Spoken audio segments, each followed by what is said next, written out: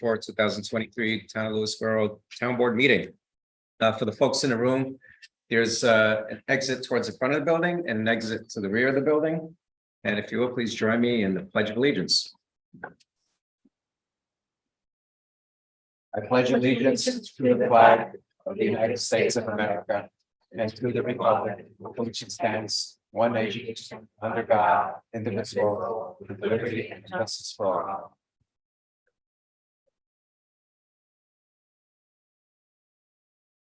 Okay. All right, we'll start with public comment. If anyone here would like to step up to the mic and speak. Anyone here? Once, twice. John, go ahead. No. Good evening. My name is Jonathan Monty from Golden's Bridge. I am again speaking in support of the bond related to the pedestrian and cycling improvements.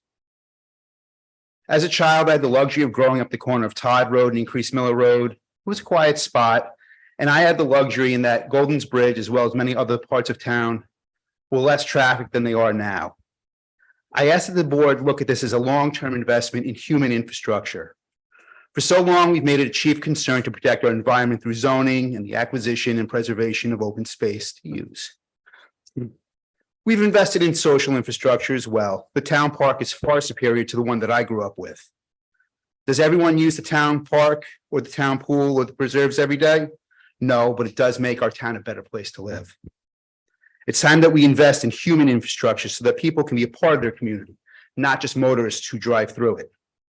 In Golden's Bridge, we have neighborhoods next to a train station, next to a reservoir, next to a shopping center, next to more neighborhoods, next to an elementary school.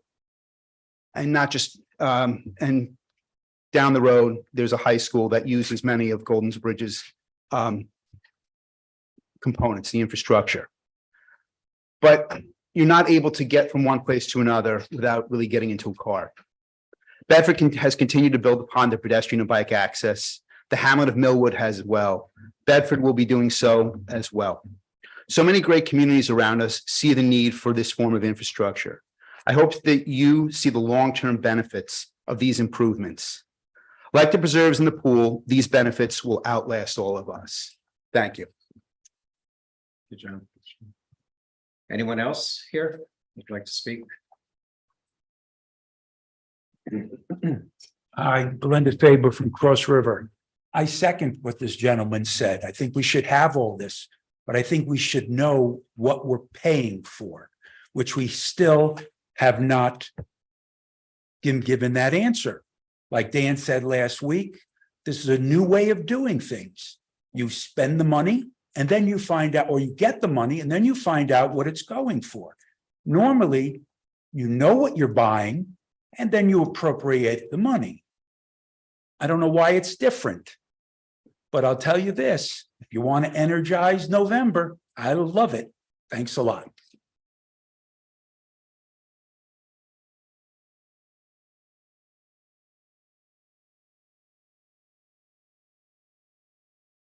Mr. DeFaber brought up some interesting aspects. Just before you go any further.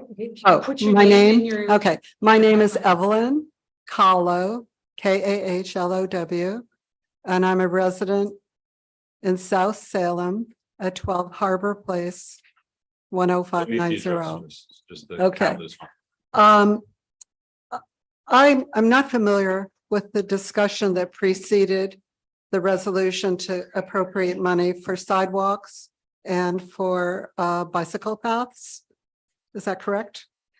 I'm familiar a little bit with New York City and Westchester County. And my concern is that any resolution that's passed that the town agrees to has to have enforcement.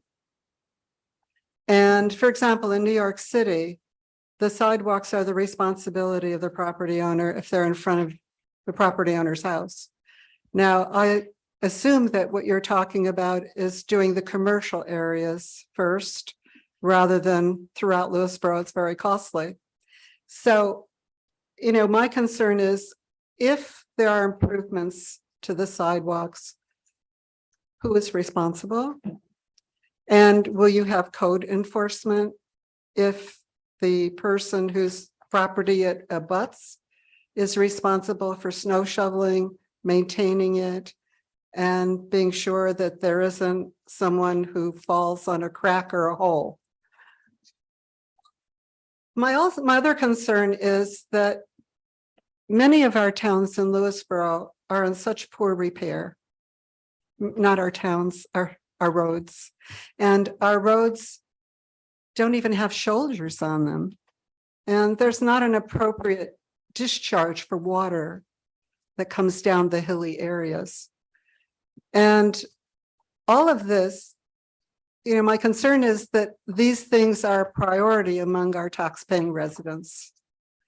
And I don't know, having lived in other cities and big cities, especially New York City, sidewalks are necessary because people don't drive as much. But my concern is, and I think I'm correct that the town has 15 feet from the center line on the road. So would they take someone's property if their house is right by the road? These are considerations that give to the whole picture of who has liability, who is responsible for snow removal and maintenance. And bicycle paths, I'd like to say that someone who was a resident of Lewisboro some years back, his name was Mr. Pigeon. His son was riding a bicycle along Route 35, I believe it was, and he was killed. He was in his 20s. And it wasn't late at night, it was daylight. So, I think it's very important to have proper shoulders on roads and not ditches that make sinkholes because the water falls down. And many people have accidents on improperly maintained roads when they ride a bicycle. We've seen many bicyclists come up Route 35, go to 124, and they have no idea, even on Route 22. So I just ask that the town give careful consideration to the liability issues and the maintenance issues and the enforcement issues. And I'd love to see everything improved, but these are considerations. And I know the town has done a very determined job to keep our taxes low and keep our schools good. So that's my statement. Thank you. Anybody else would like to speak? How about on Zoom, Jack? Yes. Simone O'Connor, I'm asking you to unmute. Good evening. Am I being heard? Yes, you are. Okay, I just was distracted by somebody walking in. I remember years ago learning how a bill becomes a law. And I was just wondering if the town board can clarify how a complaint gets to the Lewisboro Ethics Committee, perhaps in the same manner. A complaint, I believe, should go directly to the Ethics Board to determine if it's valid or not. If it's a valid complaint, they should come back perhaps with a recommendation of what they feel the town board should do with it. If they affirm it, or if they don't, I would love to know, or the town should know, what their findings were. The makeup of the committee, I believe, should be comprised of more than one political party for fairness, because that would be an ethical consideration as well. There needs to be clarification as to a phone number or email or such, because at present, 2023, although they've had a great run with no ethical matters put before them, this has to be why. There's only a PO box and nobody knows how to find them. To leave it the way it is, where any ethical or potential ethical issues go to the town board first, has been and will be an epic fail, in my opinion. Just for example, there's been complaints and comments made that Councilman Welsh has in the past voted on issues that directly affected his private business with Sustainable Westchester. And this has been live during meetings. And now, in lieu of voting, he's presenting through other people on Sustainable Westchester. He brings in speakers and then speaks about it at the end. To my knowledge, this issue that has been raised many times by different people has never once been referred to the ethics board. And I would think at this point, the town board should have done that, but hasn't. So it's no wonder the ethics board has had no items to consider.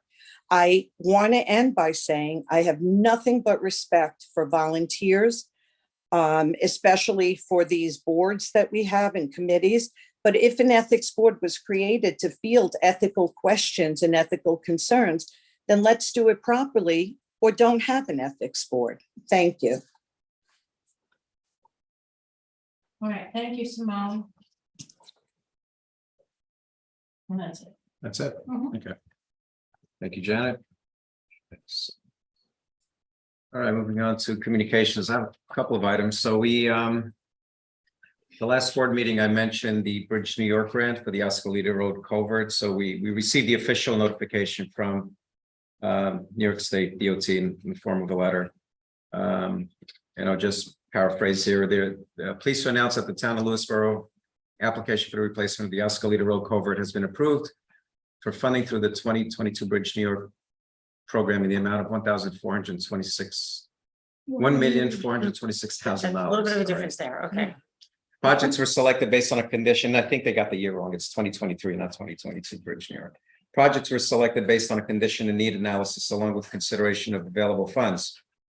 A representative from the department's regional office will contact you to discuss the next steps required to advance your project. So we'll be working on that one. Next letter is from our state senator, Peter Harcum. Basically it's addressed to me regarding the availability of $2.1 million of community resiliency, economic sustainability and technology program called CREST. That's the abbreviation, CREST, for local governments. As chair of the Environmental Conservation Committee, I will be prioritizing municipal grant applications that support our transition to a fossil fuel-free, clean energy future. Each municipality in the 40th district is eligible for up to $100,000. And that money is to be used for electric vehicles, EV charging stations, renewable energy generation, municipal building electrification, heat pumps, geothermal, etc. So I'm not going to read the rest of this, but basically he's encouraging our local office to submit an application for $100,000 for this program, and grant packets will be distributed this week. The third item I have is a letter or an email from Jennifer Cipriano. She, on behalf of, and I'll read it, on behalf of the VHSC, which is the Vista Hamlet Stewardship Council, we'd like to invite you to our next meeting. This is one of our more social meetings, and we hope you can attend even for just a few minutes. We'd love for you to get to know our group. We also hope to share with you some of the details of the feasibility study for Vista Hamlet accessibility improvements. The meeting will be held at Paul Stiegelman's house. Paul is a VHSC member and a local Vista resident who has graciously invited us to his home on Sunday, July 23rd at 7 p.m. So thank you very much for that invite, Jennifer. I did attend together with Dan Welsh, and it was great. We had about 20 plus people there, right? Yeah, it's quite a crowd. And it was very interesting to hear their feedback regarding their vision for the hamlet of Vista, and how we could potentially, and some of it ties into the bond resolution that we're going to be discussing tonight. So that's communications. Okay, so in the new business, we have authorizing the waiving of rental fees for the Town of Lewisboro School District SEPTO event to be held in Town Park. So moved. Second. Discussion? All in favor? Aye. Next is approving the Westchester Diving Academy agreement and authorizing supervisor to sign. So moved. Second. Discussion? All in favor? Aye. I think You abstaining tonight? Yes, you abstain because you have to sign. The board's authorizing the supervisor to sign it. Second vote, okay, Highly up. There's anything okay. appropriate to vote. Next, we have authorizing waiver of fees for the East of Hudson Watershed Corporation Stormwater Remediation Project on Long Pond Preserve. So there was a letter included in the packet. And this is basically, just to summarize, East of Hudson Watershed Corporation, they get involved in projects to reduce, to clean water bodies. So their projects reduce the phosphorus discharge into water bodies. And so there's a project here in Lewisboro. It's one of several that they've either already accomplished or have on their schedule to do. But this is a project in Three Lakes Council property. And basically, they are seeking waiver of fees for the project. Typically, there would be a fee imposed by the town. Do we know approximately what that would be? Are you here to speak on this, Jan? Jen's here, so if we have any questions Sure. about it, yeah. This I think it's- wasn't on our list of things to discuss tonight. Right, right. I mean, so. Just tell us what the project is. Okay, what the project is? Okay, so first of all, to be clear, I wear a lot of different hats, and right now I have the Three Lakes Council hat on. And my goal will be to, so this is going to come in front of the planning board, and it's the planning board fees we're looking to waive. I will tell you that because Three Lakes Council owns the property, I intend to recuse myself from the planning board, just to make everything clear. Okay, so this project, for a long time, we've had various reports that talk about a source of pollution coming into the lakes and really into the New York City drinking water supply. And it affects everybody's drinking water essentially, because it can get into the groundwater. So the East of Hudson Corporation has been looking for places to do remediation to address the stormwater problems, to address phosphorus problems. So it's good for our local lakes, but it's really because it's in the East of Hudson watershed, the Croton Reservoir, that the East of Hudson is interested in doing this. So, and what they're going to do, so there's a stream that comes off the golf course of Wakaba Country Club and goes down through. It erodes a lot. It carries a lot of phosphorus with it. It gets very flashy. So when a storm happens, a lot of water comes down and it erodes the banks. And what they're going to put in is some willow stakes, some of those fiber logs that sort of hold things in place, some big rocks to sort of slow the water as it goes.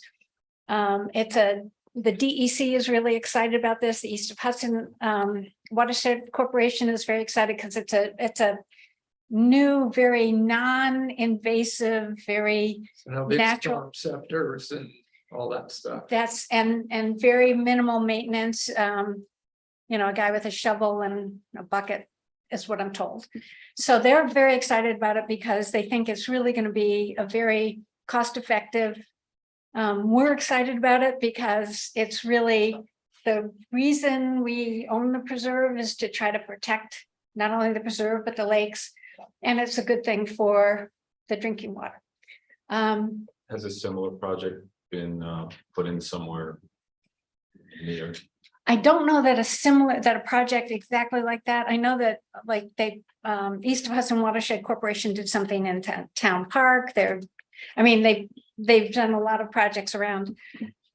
I don't know their portfolio, their total portfolio. Yeah, they have they have different designs for each project. So for example, here on Main Street, it was a filtration system that's an insert into a catch basin.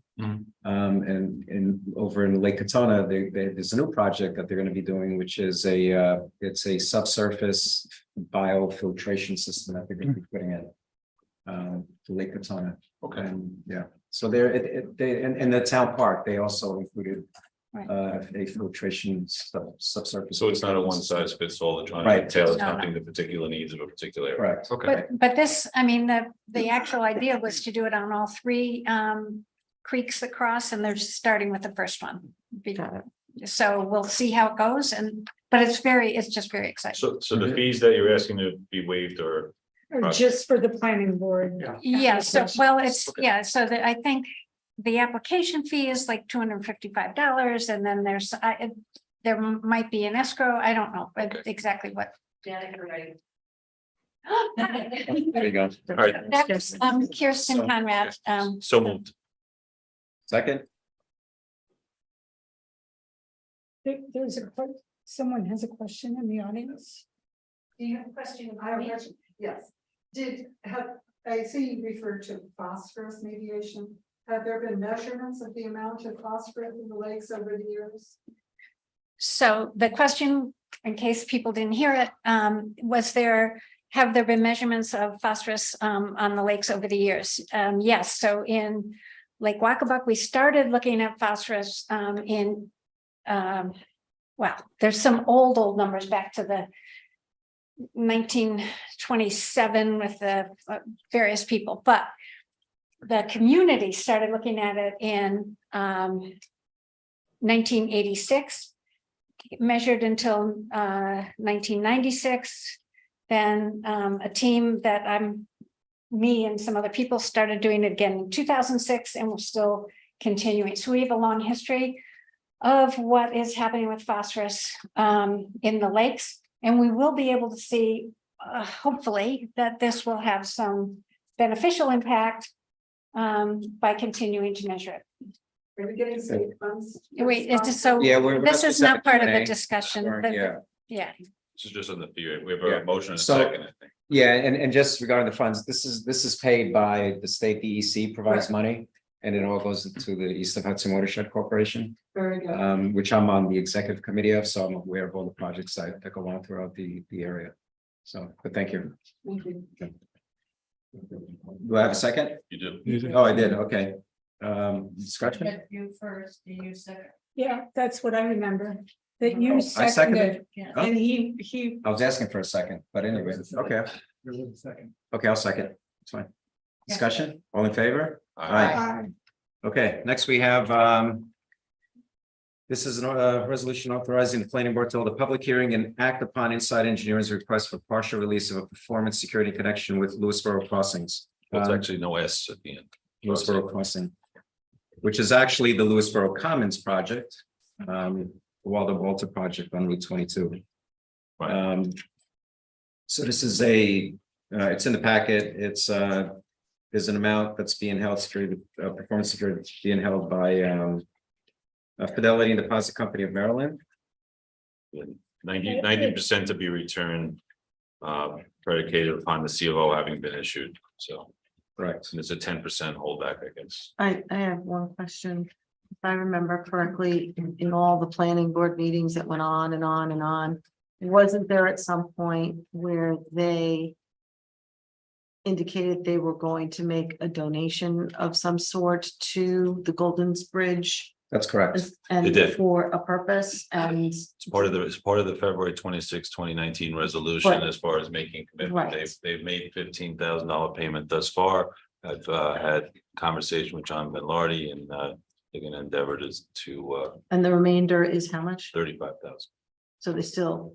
It was 35,000, but that's separate from this. This No, is- I'm just yeah. asking, we're Yeah. releasing the bond back. I'm just wondering if Golden's Bridge got the money that was promised first, that's all. No. Which is, they didn't which get is, it. which is why it's 90%, it's still a 10% holdback, so that's, To Thank guarantee, to guarantee that. What I wanted to know. yeah. I won't term that holdback, but yeah. Right. So our friends from home can hear what you just said. It's a reduction of the bond being held. It's not a full release. Okay. do we have questions about that? Okay. No, okay, so We have your letters from July 19, 2020. It says 2020. The second page of 22 is 23, yeah. that's our motion to authorize the planning board to hold a public hearing and act upon Inside Engineering's request for partial release of performance security in connection with the Lewisboro crossing project. I second. Discussion? All in favor? Aye. Okay, next is the this is for the proposed wastewater treatment system that we may potentially be putting in the future. As part of the applications that we're submitting for grants, we need to submit a seeker negative declaration. So This is a resolution declare a negative declaration regarding the Truesdale Lake Truesdale and Walkabout wastewater solution, number 1. So for our friends at home, that seeker means New York State Environmental Quality Review. Right. Do we have a recommendation from anybody's in support of the neg deck on this? From the engineering firm that you've been talking to, yes. Okay. So I'd like to motion that we declare a negative declaration on the seeker regarding the Truesdale Walkabout wastewater solution. Okay, Discussion. discussion? All in favor? So, no, discussion. Questions. So as much as I know that this sewer treatment plant, that's one of the options to help with the whole phosphorus issue that we've been discussing, it's become a theme. One of the concerns that people who don't live in the lakes have is who's going to pay for it. And as of right now, we don't have an answer to that question, because if a treatment plant were to go in, my understanding is a route that could be taken is putting in a sewer district. And that sounds, okay, so that sounds familiar to many residents who live throughout the town who are already living in a sewer and or water district. So those districts or that district has not been put in place yet. So the question that I got was sort of who is paying for this? And if the grant comes, to whom is it given if there's no sewer district yet established? So as part of, there's a funding resolution that we're also going to be voting on that spells out how it's going to be paid for. So it breaks down the various funding sources that we're looking to receive. Now, those funding sources are provided to the town, and then that is used, once we form the district, that's used for that project. Right, That so the district that's, will then be, they wanted to know the process by which the town is going to do that, because if we're getting grant money in, or we're expending taxpayers' dollars, including those dollars of residents who are not, do not have access to the private lakes, that was a concern, so then, you know, the cost. yeah, so we're not. That's, So- You want to, Whatever grant funding you ultimately get, some of that is actually low cost borrowing with EFC as well within the funding resolution, but some of it's grant funding. There's going to be a grant disbursement agreement once presumably Once the district once the grant is approved. I don't think the grants will be in effect approved until the district's formed. Okay, and you couldn't possibly accept and sign the grant disbursement agreement, which you would need a resolution to do, because it has very specific purposes and conditions without the formation of the district. So this is a preliminary stage to So study the formation the of the receipt of the district. grant is going to be contingent upon the creation of the district. I can't imagine the state funding it without the district being. right, but they will let us know Correct. before that, whether or Yes. not. They'll we let you have- submit and, Yeah. and Whether review or the not we application. are going to potentially receive. They'll- this grant.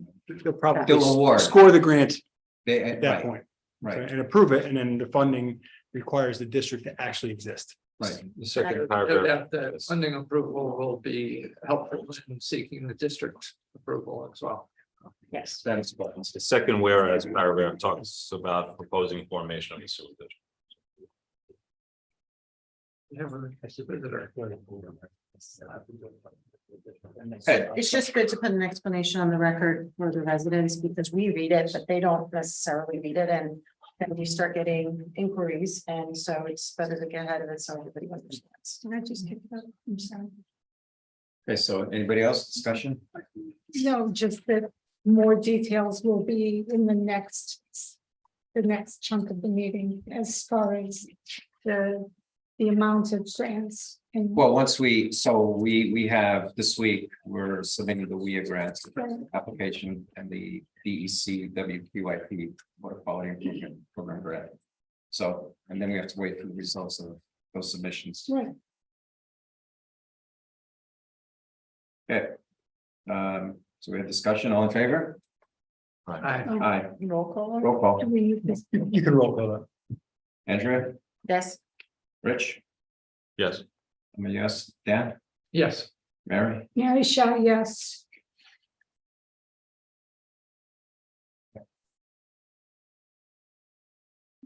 Okay, so related, it's the funding resolution for the project, and this is another requirement for one of the grant applications, the New York State Environmental Facilities Corp. Application that we're submitting. They require that we provide a funding resolution to show where the funds are coming from for the project. Recognize that up front. Right, And that's where you list the potential correct. as funding. Right, so it's a $40 million project, $7.5 million will be from the New York State Environmental Facilities Corp. That's a grant. 10 million New York State DEC Water Quality Improvement Grant. 12,500,000 is the New York City DEC / New York City DEP Water Quality Contract funds, and the 10 million is from the county. It's county watershed based on the MOA with the East of Hudson Water Quality Improvement. And it says the whereas, in the whereas clause, the town board is intending to fund the proposed project through various grant and financing sources, including but not limited to those available through the state of New York, the New York State Department of Environmental Conservation, and the New York State Environmental Facilities Corporation. Correct. So, motion to authorize, or I'm sorry, to propose the funding regarding the Truesdale Walkabout wastewater solution. For a second. Second, Second discussion, You roll call that?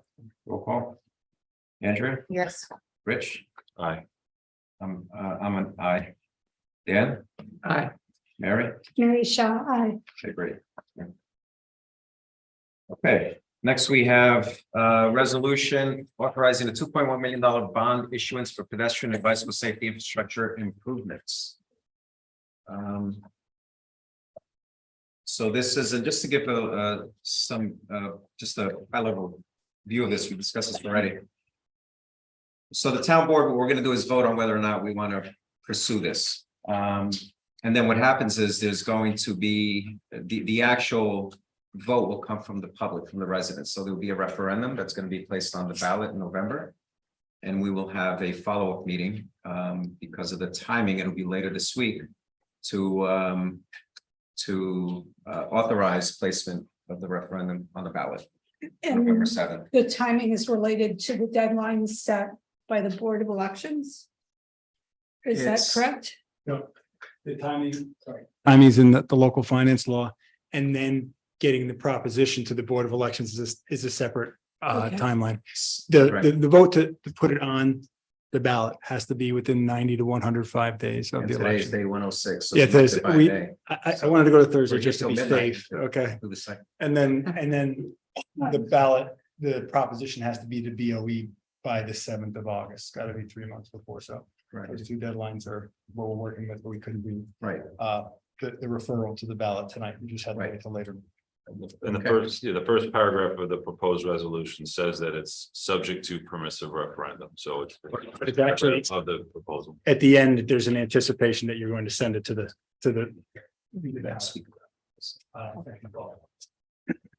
Section. oh. Yes, this resolution is adopted subject to permissive referendum in accordance with section 35 of the local finance law. What does that mean, Council? It means that if they're 10% of the registered voters. In the last gubernatorial pass a petition, then there can be a special or it can go on the regular as a proposition. But your action is going to be to put it on anyway through your vote later in the week. Thank you. Okay, so it would obviate the need for a permissive. And I actually invited Chris Burdick. We were talking about this and he did, he wasn't here during public comment, so I would like to give you an opportunity to speak if you want to regarding your projects within, when you were supervisor within the Hamilton. I'd be happy to do that. And so for those of you who don't know me, I'm Chris Burdick and I represent Lewisboro in the New York State Assembly. My honor to do so. And what hamlet do you live in? I beg your pardon? What hamlet do you live in? What Hamlet. hamlet do you live in? Oh, I actually live in Houston. So after 30 years living in the town of Bedford, my wife said to me about a year and a half ago, she said, you know, Chris, We have 3 bedrooms that we haven't used in 5 years. It's time. And so we now are happily in a 2-bedroom condominium in Oak Ridge. And lovely community, people very friendly there. My wife has already gotten to know all the people walking their dogs, and so we're very happy here. It's very nice to be here. And it's really nice to have such a welcoming community, so. So I saw Tony, I forget when it was, when he said, gee, there's this 2.1 million bond issue. And, I'm wondering if you could just share with the board and with the community, some of the things that you did in Bedford during your years as supervisor and how that might relate to this. Because, on this agenda today, you can see that the town is embarking on some pretty ambitious projects. $40 million of what we call other people's money, for the wastewater solutions for some of the lakes. And that actually within the context of what's called an intended use plan, and my thanks to Chan Anderson for an enormous job in doing all this, to lay out a vision for all the lakes communities, so that people know that the town is intent on addressing all of those long-term water quality and environmental issues. That, they don't just affect the lakes, because the water underground will go everywhere. It's going to affect the reservoirs, it will affect people's private wells. And so it's looking at it in a holistic fashion, but also doing it in a very measured way. I remember when I started all of this, what was it, last fall? And some of the folks were saying, well, Chris, when do you think we'll break ground? A year or two? And I said, well, maybe 5 to 7 years. People have to be really patient. When I was doing this stuff in Bedford, I was elected supervisor in 2013, took office in January. We broke ground in March of 2020, just when the pandemic was started. And, actually that had a silver lining, but that's the kind of time frame and the kind of vision that one has to have. And, in many respects, what the town board would be doing with this $2.1 million referendum. And by the way, I applaud you for saying, you know what, no, we're not going to do this by permissive referendum. We're going to let the people decide. We'll put it on the ballot. I really think that that's the right move. And I think that other municipalities have made a mistake by not doing that, by not letting the voters have their say. And so this 2.1 million is the product of a lot of work that was done by community members. You had a committee that was formed, I think in 2014, was it? They've been at it a long time. And they had an extensive survey, 250 respondents, I believe, came back on it. And people said, we need to make our hamlets more walkable. We need to make it more accessible. We need to do things that will help with the vibrancy and the vitality of our hamlets. And sidewalks, one of the things that I found in Bedford, sidewalks connect people. They start walking on it and they start seeing their neighbors. And it's a great community building improvement. Apart from safety issues and helping the business communities within each of our hamlet centers. So, there's no question that when you embark on something like this, a lot of people in the community are going to have questions, as well they should. it's taxpayer money. How are you gonna get a return on that? How, a lot of intangibles here. I can say that it has worked well in Bedford. It has worked well in other communities that have said, look, we need to take a long view. And I think without that public participation, through the survey and really reaching out, it'd be lacking something. And you'd say, well, did you really try to get a sense of what people wanted? But I think they did their due diligence. And they did this, sorry for the attorney parlance, but, they did what they needed to do in order to see that there seemed to be support for it. And then on top of it, they said, you know what? Nonetheless, let's let the voters decide. So I applaud the board and the bipartisan board, which I think, by the way, is really important, so that people throughout town know that their voices throughout, that are taking a hard look at this and seeing whether it makes sense and asking a lot of hard questions, as well they should. And so I think it's a very prudent move, a very timely move. I can tell you that for my part, just as I'm going to work tenaciously to try to secure the funding that the town is about to go forward with, and to continue to try to help the town every step of the way on this. And, that's part of what, when I first ran for this, I said, look, I feel that I have an obligation to try to help the communities that I represent, and to bring, to the extent that they can be applicable, what I've learned through thick and thin in the town of Bedford. And like here, I had bipartisan boards that asked a lot of hard questions, as well they should. That, that was what was required. In fact, it was, I'm a Democrat, that was a 3-2 Republican to Democratic board that went ahead with the sewer project. And there were a lot of people concerned about it, understandably, but I think it's this project and what the town is doing with its vision with respect to addressing the severe water quality issues and what it does to the lakes, is they're on the right track. So I hope that's helpful.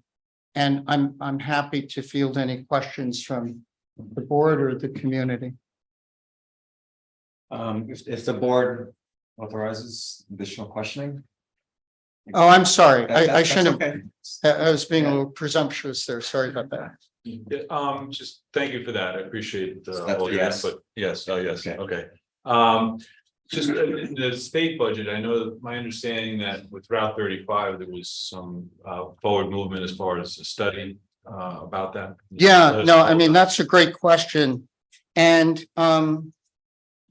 State Senator Pete Harkam and I have been working hard to try to get funding, not just for the section of Route 35, which is the most beat up section, running from where 121 comes up in the south and reaches 35 and then runs east from there, but the entire length. And last September, we wrote a letter, Pete and I wrote a letter to the department saying, we ask that you include in the state budget funding for doing a safety and traffic and condition study of the entire length of 35, running all the way to the Connecticut line and going west. And so we did get a letter back from the department this spring, and they are dedicating $3 million to carry out that study. Now, studies take time. But without studies, much more difficult to get the funding. And for good reason. There's got to be a strong basis. You've got to have, the engineering and the technical work to say this is a wise use of taxpayer dollars. So that was what went forward on the funding from the state for 35. And with respect to what we had hoped was going to be done this year, this paving season, they did not receive bids. And so they're going to do this again next year. And there is a possibility that they could go further east rather than just going up to the lake. And so we're hopeful, that we'll get more out of that. It's obviously a disappointment that it isn't being carried out this paving season. But there's the possibility, not a promise, but there's a possibility that the paving project could go further east, which will be obviously pressing for. Thank you, Chris. Certainly, Very much my appreciate pleasure. Thank you.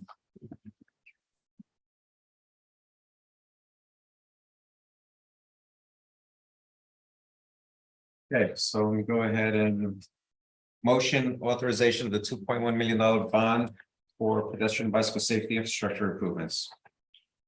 Do I have a second? Second. Discussion.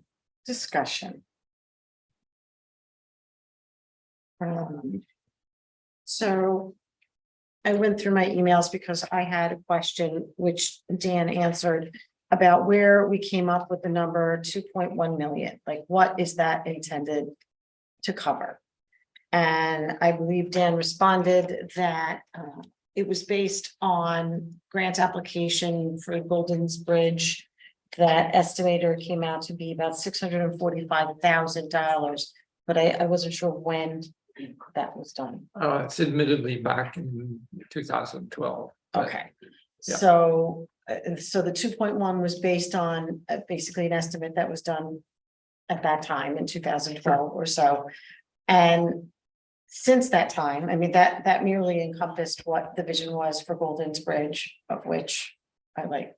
Well, most of it. it probably wasn't the entire vision. It was very specific. Okay. items that were- The first, so Yeah. then we've expanded it now to include what may be something for Cross River, what may be something for Vista and some other things. So it's not a very specific number, it's an estimate. If, It was meant to be a number that we were sure you could do some significant work that would be, visible improvements, enough money that the community could come together and work through all their things that they've been looking at and pick out their priorities and price them out. Maybe they're starting with the engineering study or something to home in on those and then go from there. So we did we had a nice little discussion about Route 35 and Cross River, et cetera. And as many people who are here and on Zoom are aware, it's probably our busiest intersection in the town and one that causes many of our residents great concern because our children walk there, they go to school there, they're crossing the street there, they're going over to Cameron's, they're, walking up to the shopping center, they're going across the street to the gas station, et cetera. So during school and working and walking to and from school, for those people who live on the other side of 35, some of their children walk and it causes concern. And we have new business coming in, which increases that concern. So when I look at this bond, $2.1 million, number one, doesn't seem that it would be a sufficient amount of money that could cover the concerns of the residents in their vision in Vista, the residents of Golden's Bridge and their vision for there, as well as what is an obvious need in Cross River. And we have people from all over our community voting for this, believing or hoping that this money is for them when at the end of the day, if we vote to put this up for a vote in November and it's approved, then we have to issue the bonds And then the town board, whomever that may be at that time, is going to decide and prioritize what projects are going to occur first. And it's not going to be enough that each one of those areas gets a little bit of money to maybe do a partial engineering study. Those residents want to see actual sidewalks and bike paths and things go in. And what my fear is under this particular type of solution is that it's only a part. So let's say we do this and next year we say, okay, we got to prioritize. And we're going to prioritize Cross River because that new business is coming in and we really got to focus on that area. That $2.1 million is not going to go very far. And whatever is left over is going to be insignificant to help with the vision of Vista or help with the vision in Golden's Bridge. And then that means we're going to have to borrow more. And which I don't have a problem with at that point in time. But what happens is, and to take something that Dan said, if at that point we have the engineering studies and we're 2-3 years down the line, what if we don't have that momentum anymore? What if that town board doesn't prioritize sidewalks and bicycle paths and things of that nature? Then all those people from Vista and Golden's Bridge who didn't get their projects taken care of by this $2.1 million bond proposal are not going to be very happy. And they voted for something that benefited another part of town when they were hoping that it was going to benefit them. And for me, if we were sitting here and we were talking about putting out a bond for something a little more specific, like we are going to solve this traffic problem in Cross River, or we are going to look at Vista and we are going to put that plant, I mean, they've done a lot of work there, that's going to be our priority. Then Golden's Bridge and Cross River aren't going to get any, then what happens? I think that we've been saying all along that our intent was to split this 3 ways: $700,000 for Golden's Bridge, $700 for Cross River, and $700 for Vista. I've never heard anybody say it's our intention to split it 3 ways, and you can't put that in a bond. You can't. So when push comes to shove and we get to the other side of this and we're voting, there is no restriction that would disallow whomever that town board is in the future to use this money any way they see fit.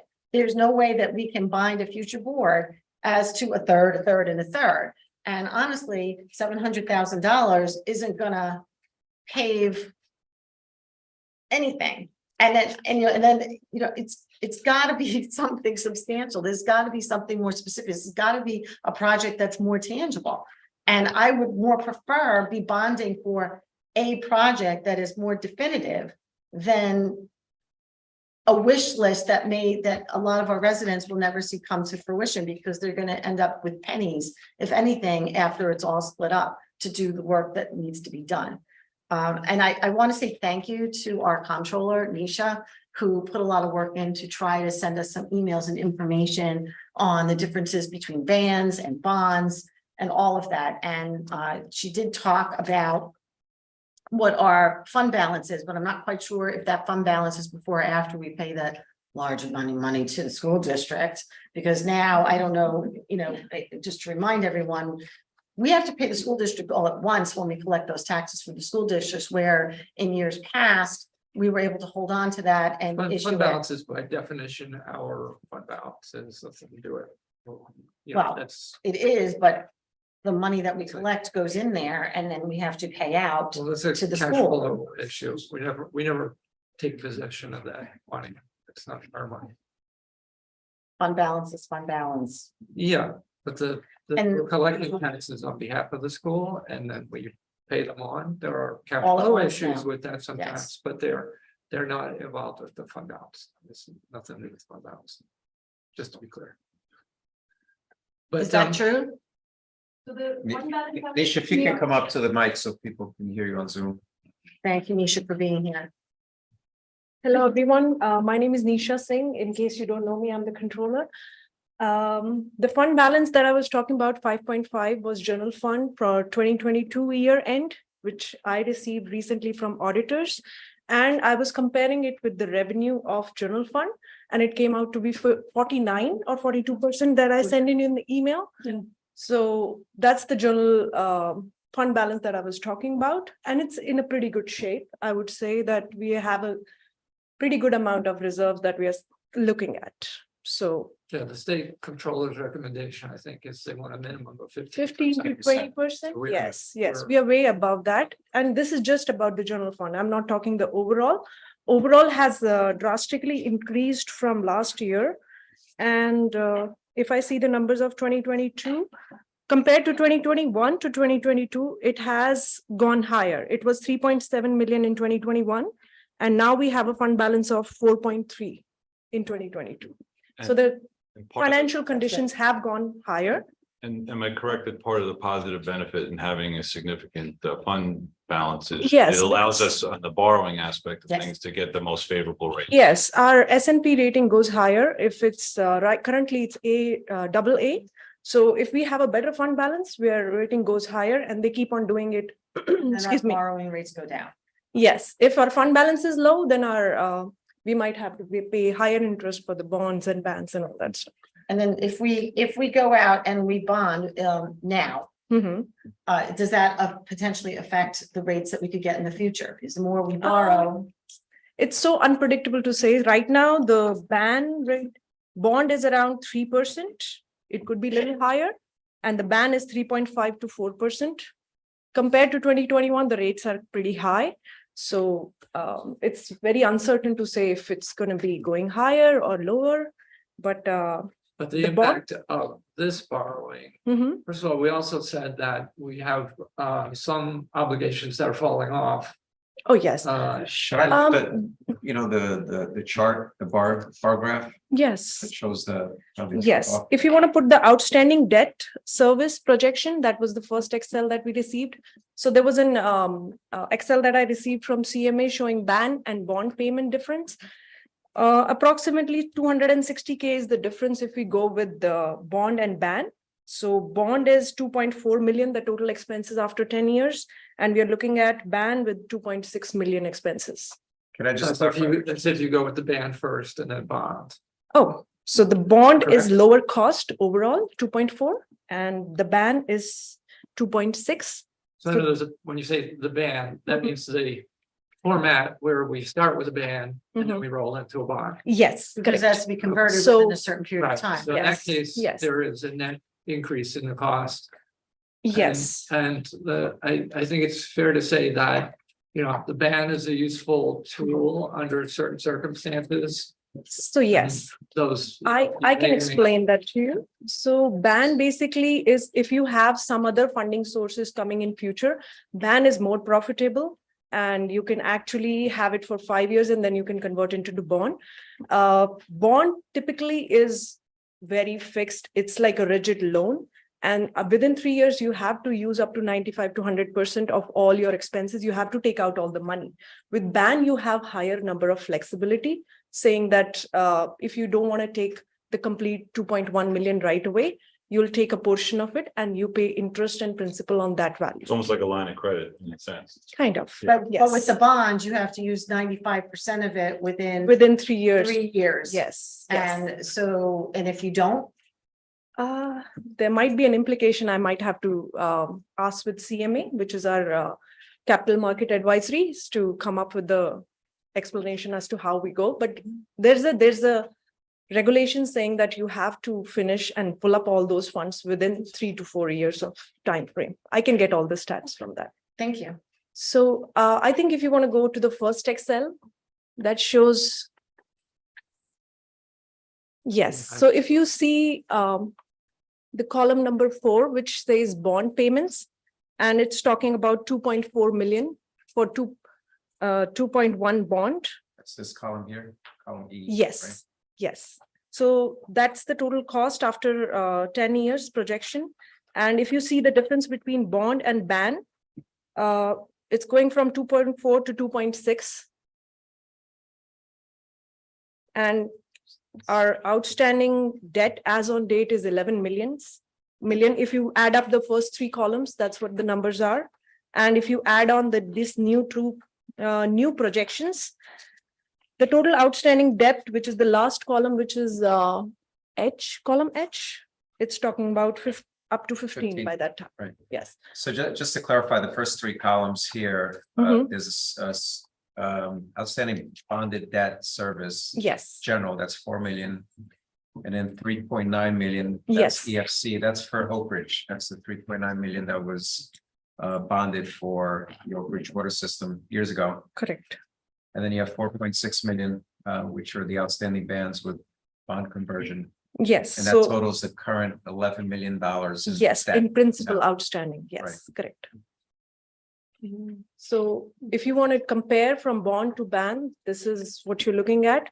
I would, so by the time we decide and come on to the rates will be applicable at that particular point of time. Right now, there's uncertainty and these are the analysis based on today. Yeah, this Mhm. column G and H here, Mhm. is that meant to be the sum of what's Total. going on across? here? Yes, yes, it's, Okay. yes. So today we have outstanding bonded debt 4 million, we have EFC service. I think it's cumulative. Outstanding bands. Oh, this is the all right. Yes, so it's that- reducing every year. So when you keep on paying your principal off, it's reducing. Okay, I think that's a difficult number to kind of use. I think Mhm. the annual debt service number is probably one that we're more used to looking at here, like the total Okay, before the yes. 15 million. you know, Yes. Kind of watch. Is it's that kind of the- watching where that Mhm. goes. That's that other spreadsheet, Nisha, right? That's that schedule?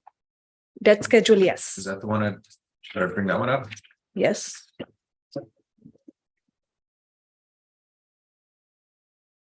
So if you look at the net difference, oh, excuse me.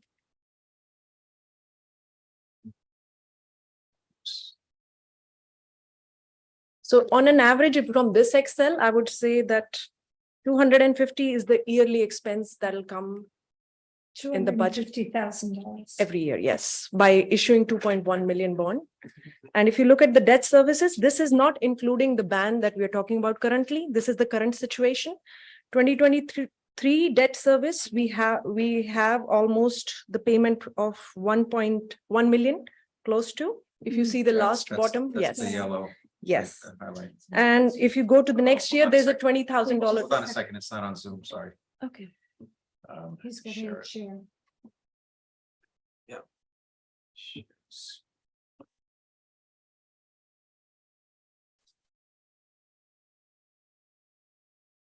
While you're doing that, just, Mhm. I think the way to think about this is the band gives you flexibility. Supposing we start next year and the communities start to work on this and they Is pull that- together their priorities. And No, it's- they want to start with a, $20,000 engineering study or whatever it is. I don't know. You're not going to go and do the whole bond process at that point. So you can include it in a band for the year or something just to fund it as a bridge. And then when these things start to come together and they've got their bigger project laid out, then you Yes. might go out and do the full bond. Yes. So it could very well be that the reality is kind of in between the two cases that you have, like full band Still loading. right away. Somewhat, And, it depends you on the might rate be of interest at that doing a particular band point for of. partial Yes. initially and then, Yes. So the but choice this- between ban and bond can be done when you have the rate of interest in your hand at that particular point of time. So even if you have a resolution passed for bond, we can go with ban. There's no any strict rule saying that you cannot go with the ban at that time. Yeah. And if I talk about this Excel, this is the current debt service that we pay, 1 million almost. And if I talk about the 2024 debt service that we are supposed to pay, it's close to same 1.07. And there's just a difference of 20,000 just because one of the bond was paid out, which was 2009 bond.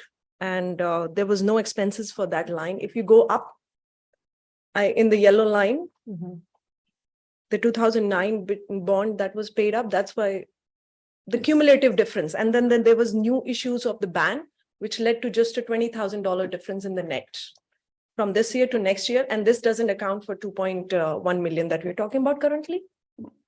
So it would add 250,000. Sorry? It would add $250,000. Yes, correct. Not net 250 minus this 20,000, Right. maybe 230 in That's- total. And that's if we tap into the full Full value. The full value. Yes, that's an assumption saying that you're taking 2.1 million right away. So the value that you take, you pay interest and principal on that amount. Yeah. And then going forward, if you take more, then you pay more. And that's interest and principal. roughly around what we had said earlier, that this would end up costing the taxpayer about $65 a year, order of magnitude. Yeah. Starting in 2025. So there's an option where if you issue a ban, you can start payments after 24 months, but then the interest accumulates and then you have to pay higher amount of interest after that.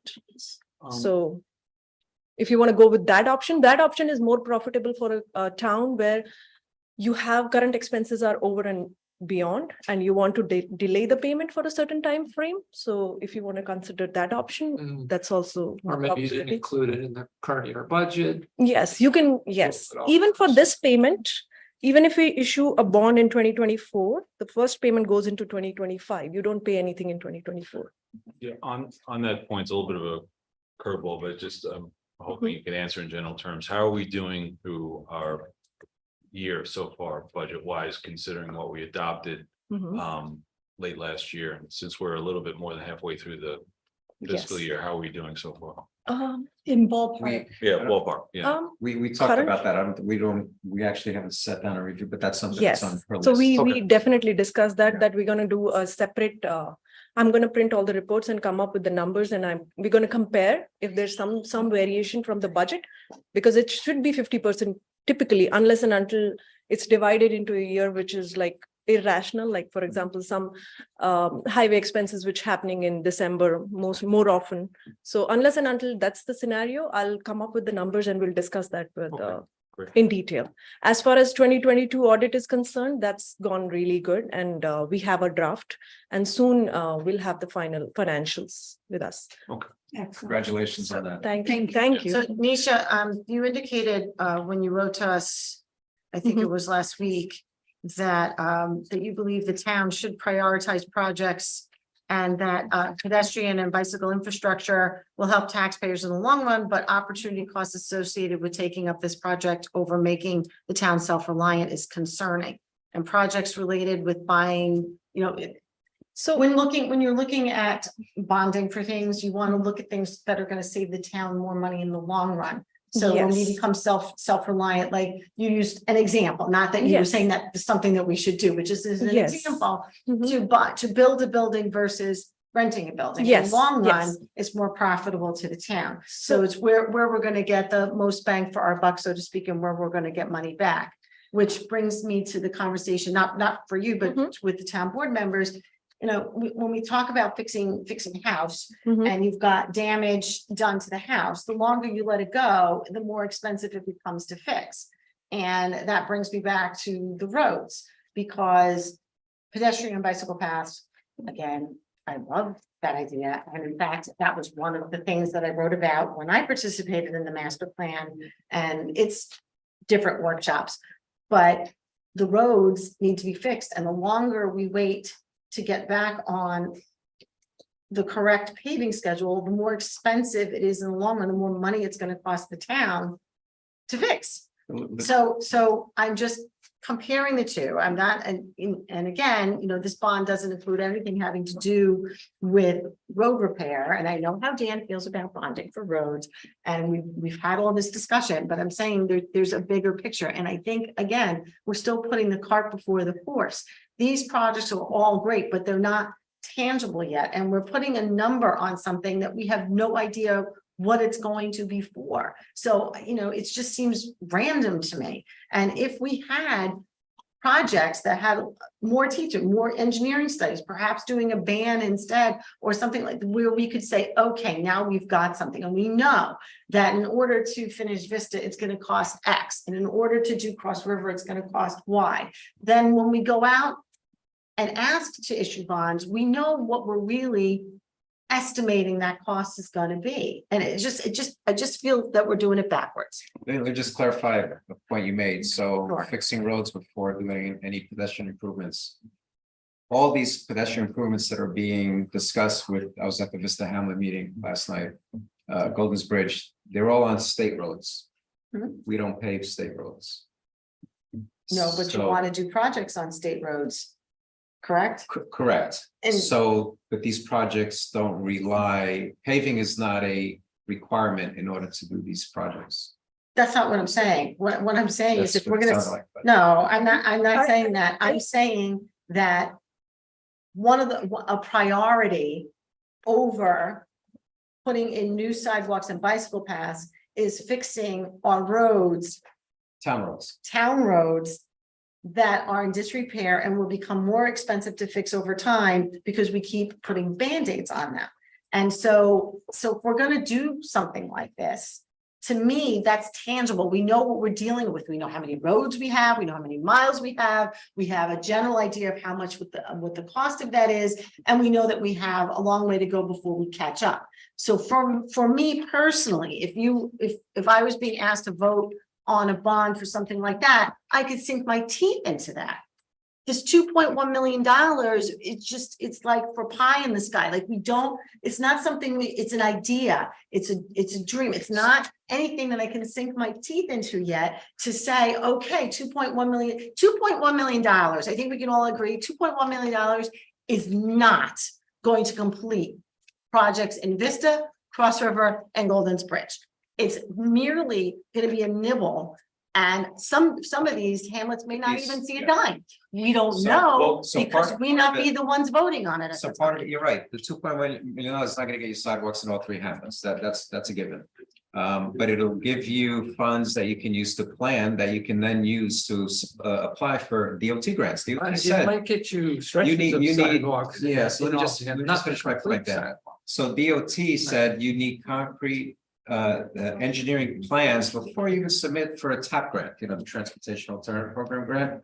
So that's where we would like to get some money. North Salem did that over by the Purdy's train station, where they put in sidewalks. Very small project, but it's similar to what we want to do in Golden's Bridge, get people safely to the trains. But that was a combination of North Salem putting some money into it, applying for a TAP grant, which they received from the state, and MTA putting in some money as well.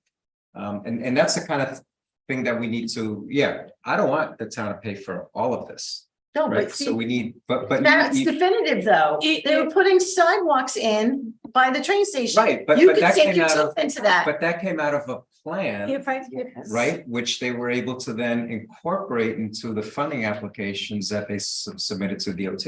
Yes, but If I may, as far as Vista goes, the Hamlet Association or the Hamlet Stewardship Council, as it's now called, has done a lot of work from an independent perspective, and they've independently paid for an engineering plan, and what they're talking about in Vista is not sidewalks, but a pedestrian path and a bicycle path, and it's, as far as I understand, it's not going to be on the edge of the road. They're trying to find a different way of making it possible to get from the Vista Park Yep.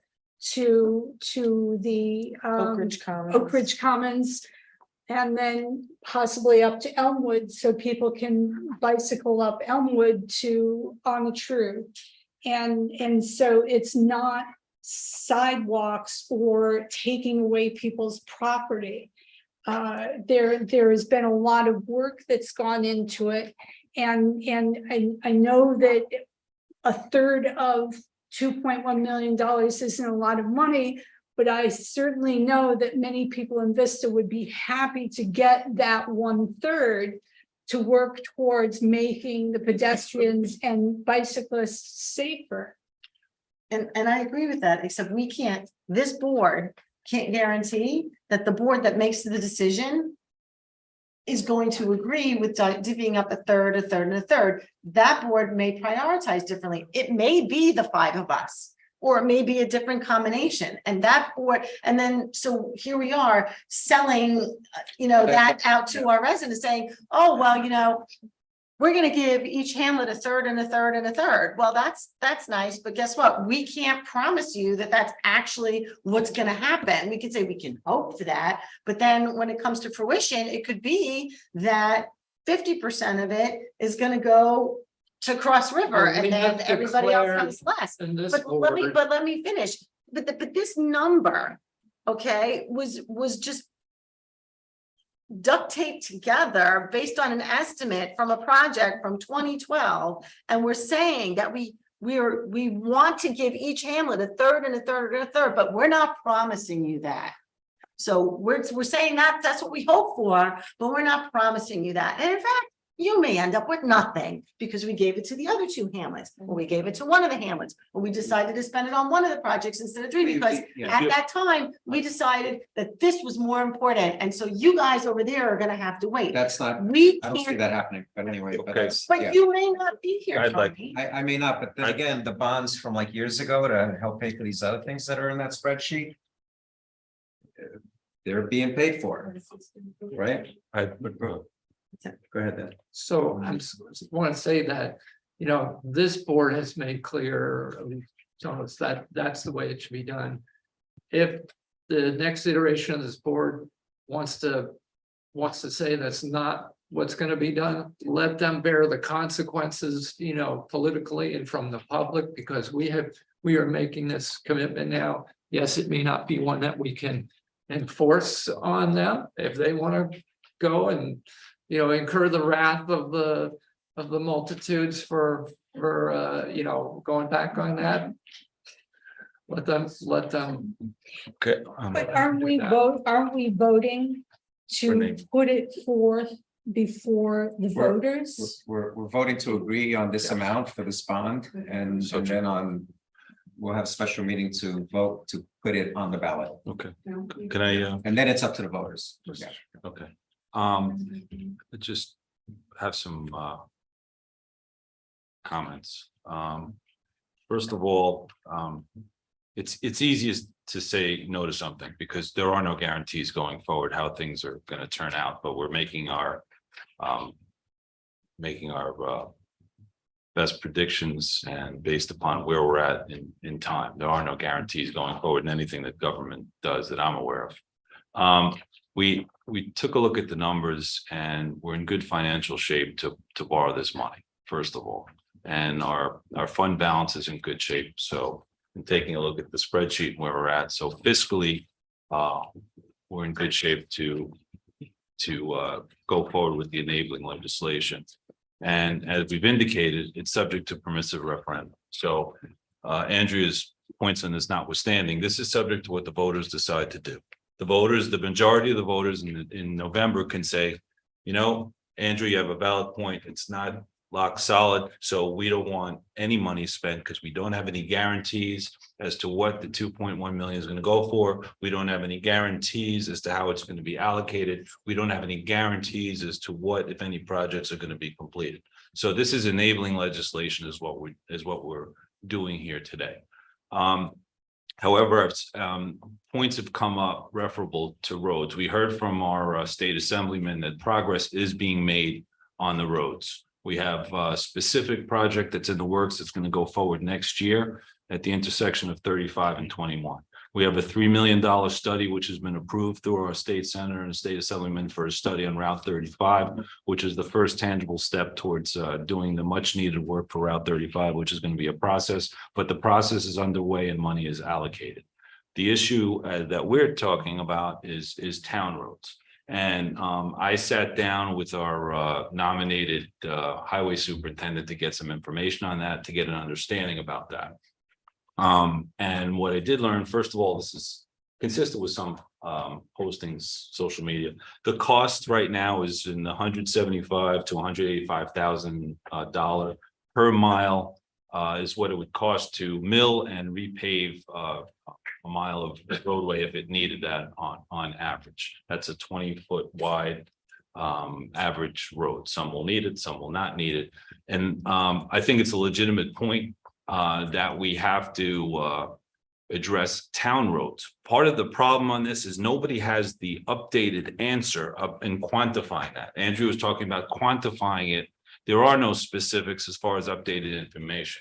The Cornell study, which I believe was predicated upon 9 miles per year, I think it was, that's maybe The 6. Cornell study was a whole plan, which Right. which laid out, you know. Right, and the basic concept of what it laid out, the point is that it's outdated, but the concept is a good one. You're taking a look at the total amount of roads and you're bringing it up to speed by dividing it up to the road life expectancy, which seems to be probably about 12 to 15 years now. So we have to address that. And I spoke to Tony offline on this, and my vote for the bond is predicated upon a commitment by the supervisor that we're going to go through a process by meeting with the highway superintendent, getting a list of roads that need to be addressed.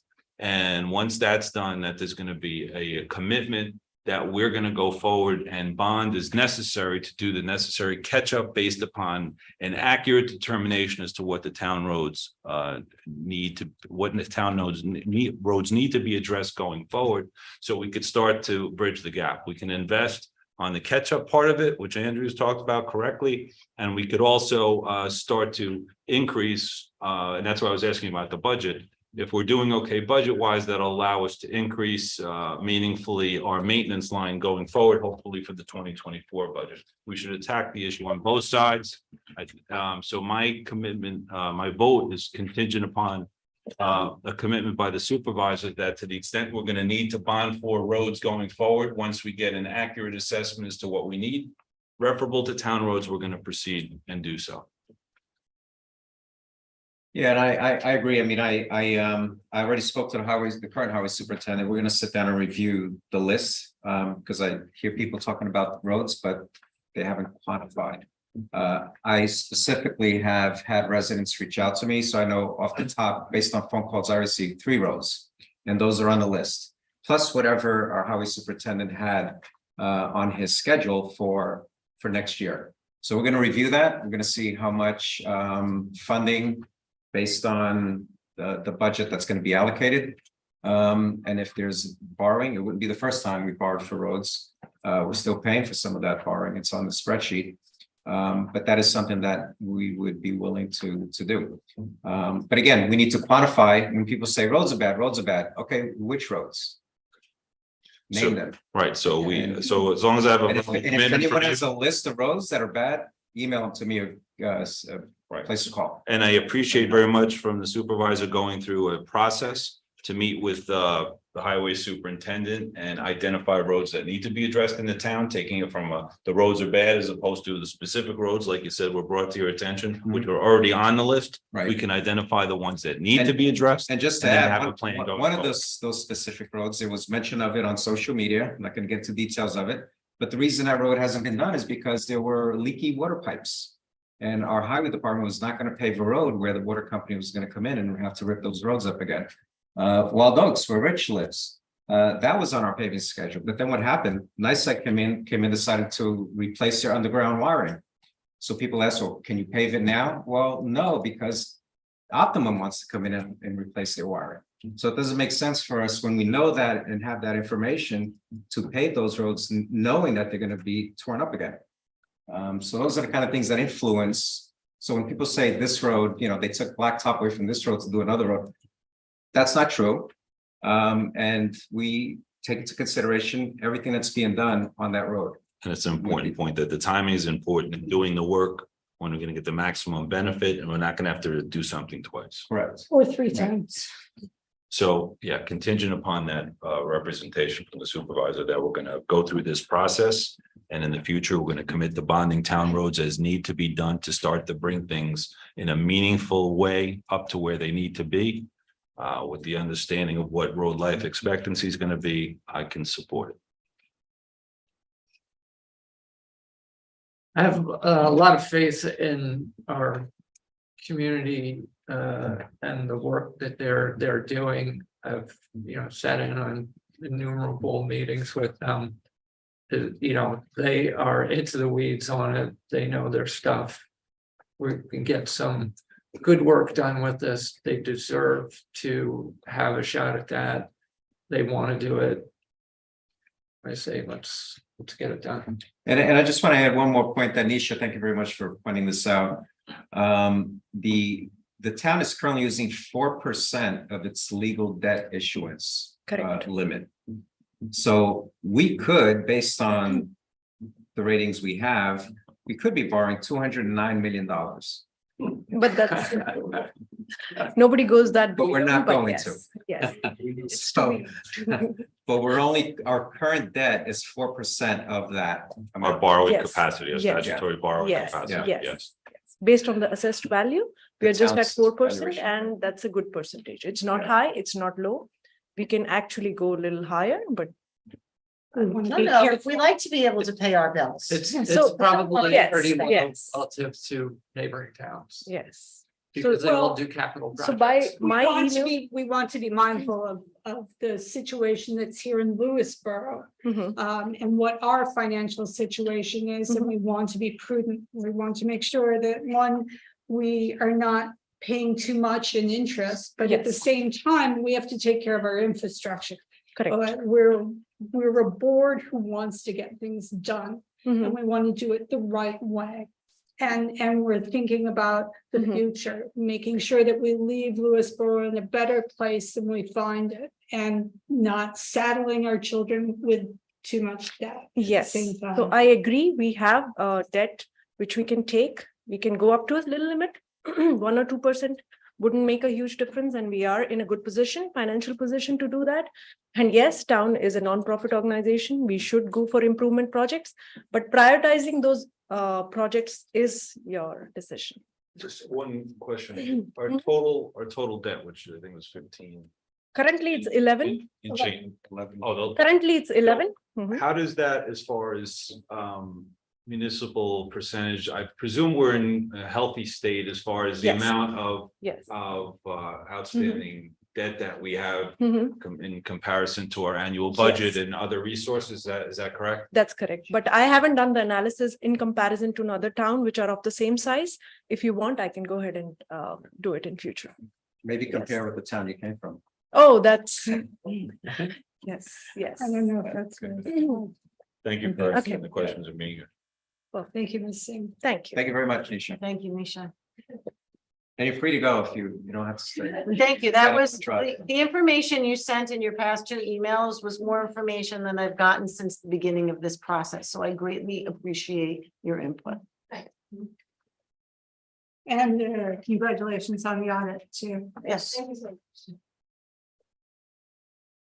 Okay, so like to motion that we authorize two. We did. already did. Oh, we did motion? We were in. I did, oh, that was discussed, sorry, that's right, oops, okay. Okay, do I have a second? We already did all that. We had discussion. So, Jan, second. Discussion, okay, now. all in roll favor? call. Let's try here. It's all right, we'll keep you on point. Long day. So roll call. Rich, Yes, subject to the verbal commitment I got from the supervisor today to bond 4 roads as we need to in the near future. Can't be contingent. It's either yes or no. Yes. Mary, Mary Shaw, yes. Dan, Yes. Andrea, No. I'm a yes. Okay. All right. Okay, so now moving on to old business.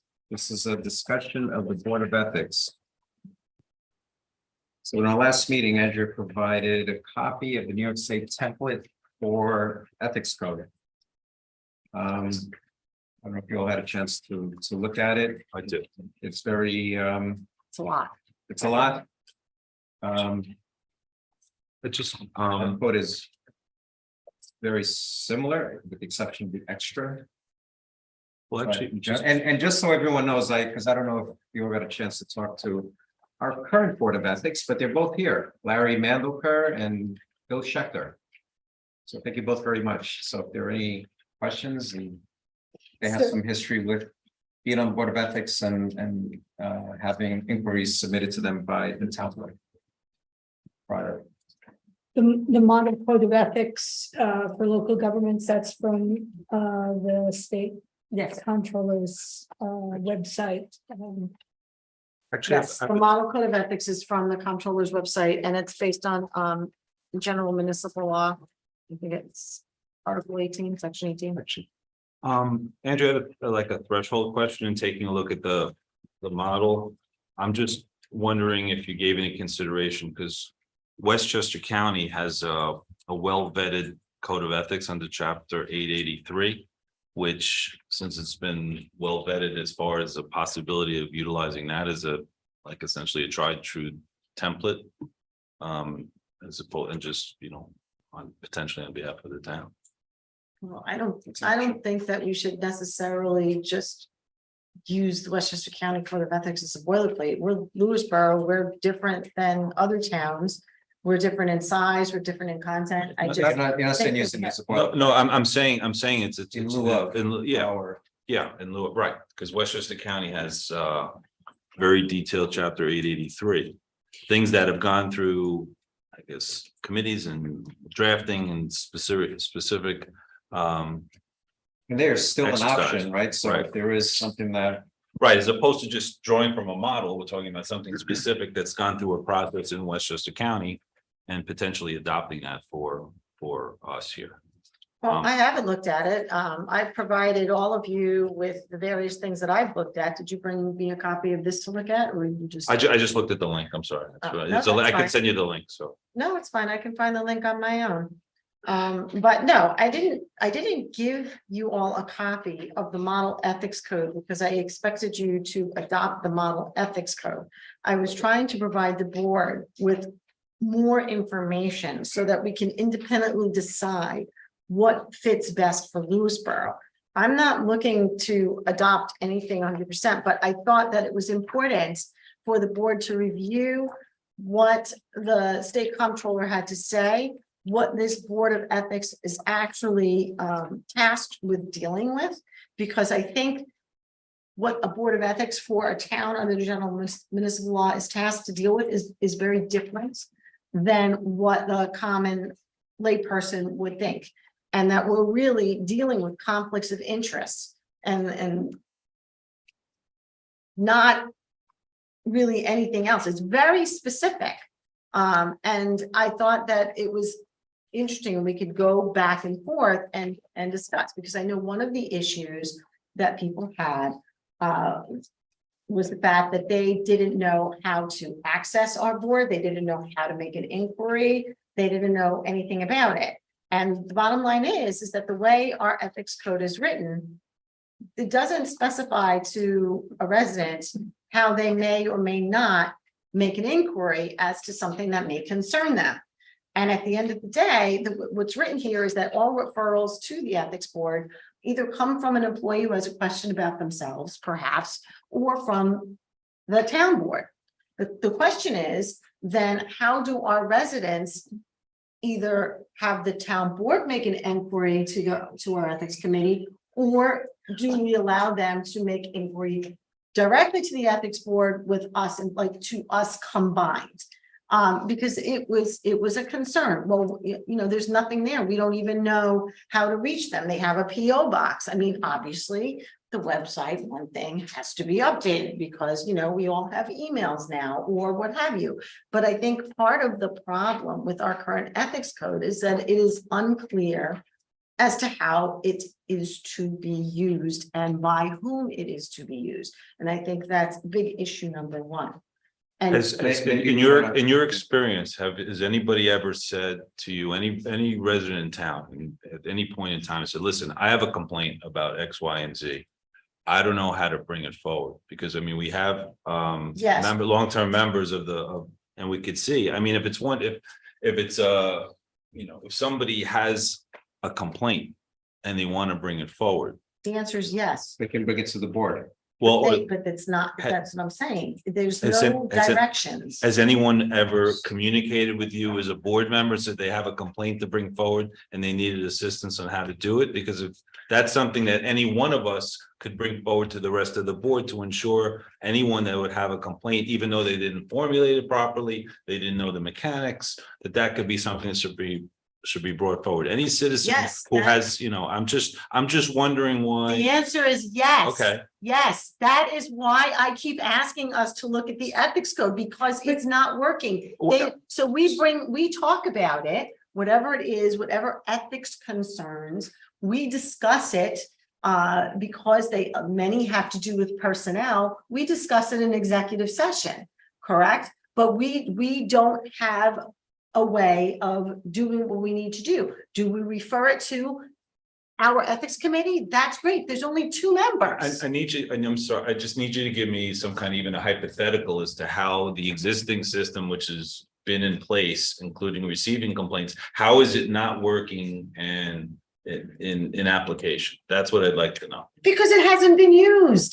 It hasn't been used. There was a complaint or there was an inquiry made, and instead of referring to the proper authority, I can think of one, and I don't want to get into details here because we're dealing with executive session material. And instead of it being referred to our ethics committee for an unbiased outside opinion, it was referred to legal counsel. Well, that was a board decision. But that's the whole thing. So the board residents. the board So could a have- resident comes and says, I have this complaint and I would like it to go to the ethics committee. And the board's gonna say, we don't care what you think, we're gonna handle it ourselves. That's not what the residents want to hear. They want to hear if they have a complaint that they don't want, if they don't want us to decide if it's an ethical violation or not. They would like an unbiased party to make a inquiry and to make a recommendation to us, someone who is completely unbiased. And that's especially if a complaint may or may not have to do with a member of this board. This board shouldn't make a determination if there's been an ethical violation. It should be referred out. I think that's a conflict of interest right there. We shouldn't be passing judgment on one another. We should be giving it to our ethics committee. Correct. And that hasn't been done. That hasn't maybe we been should done. just bring it- That is a very good example as to why the way it's formatted Has it now been doesn't work. recommended to do that? I'm recommending. You are recommending now, but this is the first thing That's the hearing. problem. Yeah. May I ask a question? How, Greg, are we not subject to Westchester County laws? Don't we have to follow the laws of the county as well as the state? You have to have your own code of ethics, which you do. And if you have a board of ethics, or you don't have to have a board. So what would happen is if there was a complaint or something to be rendered as an advisory opinion, you do not have a board. The county could then either render the advisory opinion or investigate the complaint. The way your code is written, there is no way for someone to just deliver a complaint. Right now, Directly to the board. it's not. Board of It's Ethics. just- it- But they At all. can bring it up to a town board member who can then consult with the town board Well, the way I read it and is ask that for a referral. that of they the ethics. shall render advisory opinions to town employees upon written request, upon request of town board. That's the scope of the authority right Right. now. Right, Right. no matter what happens, whatever you do to constitute your board of ethics, it's going to come back to you for action. Correct. So anybody who's subject to it that sits on the dais is going to have to recuse themselves if Right. the complaint involves anybody on the board, right? Right. But because that board is advisory, doesn't have any executive authority to act Right. on a determination whether the action is no action or. Yeah. Larry, could you just, Larry, just want to bring in the conversation. Could you just tell us how you guys, as applied, how, in your experience, how the board has functioned in town? Larry, if you can step up to the mic so folks on Zoom can hear you.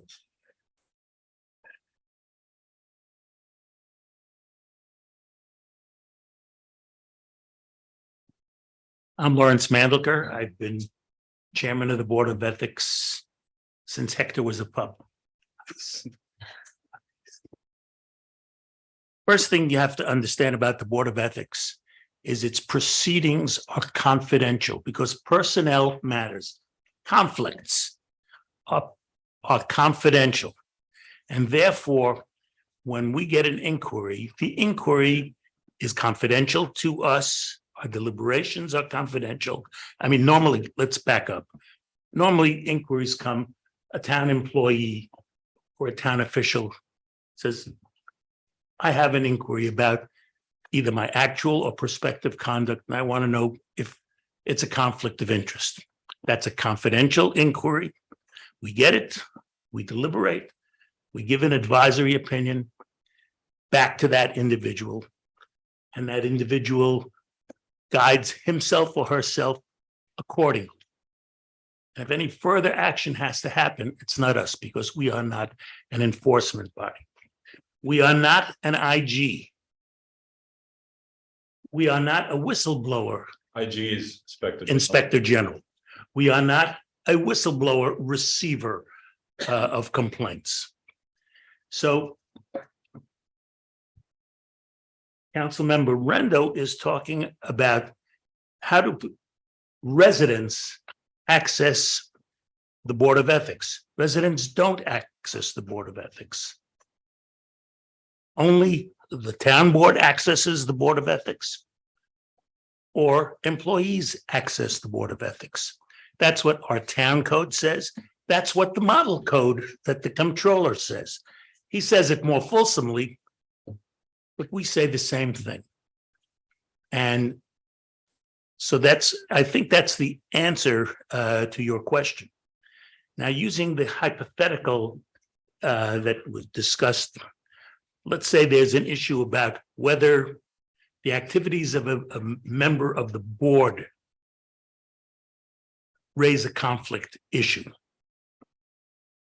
Well, first, that's an issue for the board to determine first thing. And the board can either determine itself, because you're a legislative body and nobody tells the legislative body what to do unless you're a court, or you can refer it to us and we can come back to you. That's your choice. But the way the residents get to us in that instance is the residents go to the board as a board, or to an individual member of the board to take it up as board business. So I think that's the answer to your question, Mr.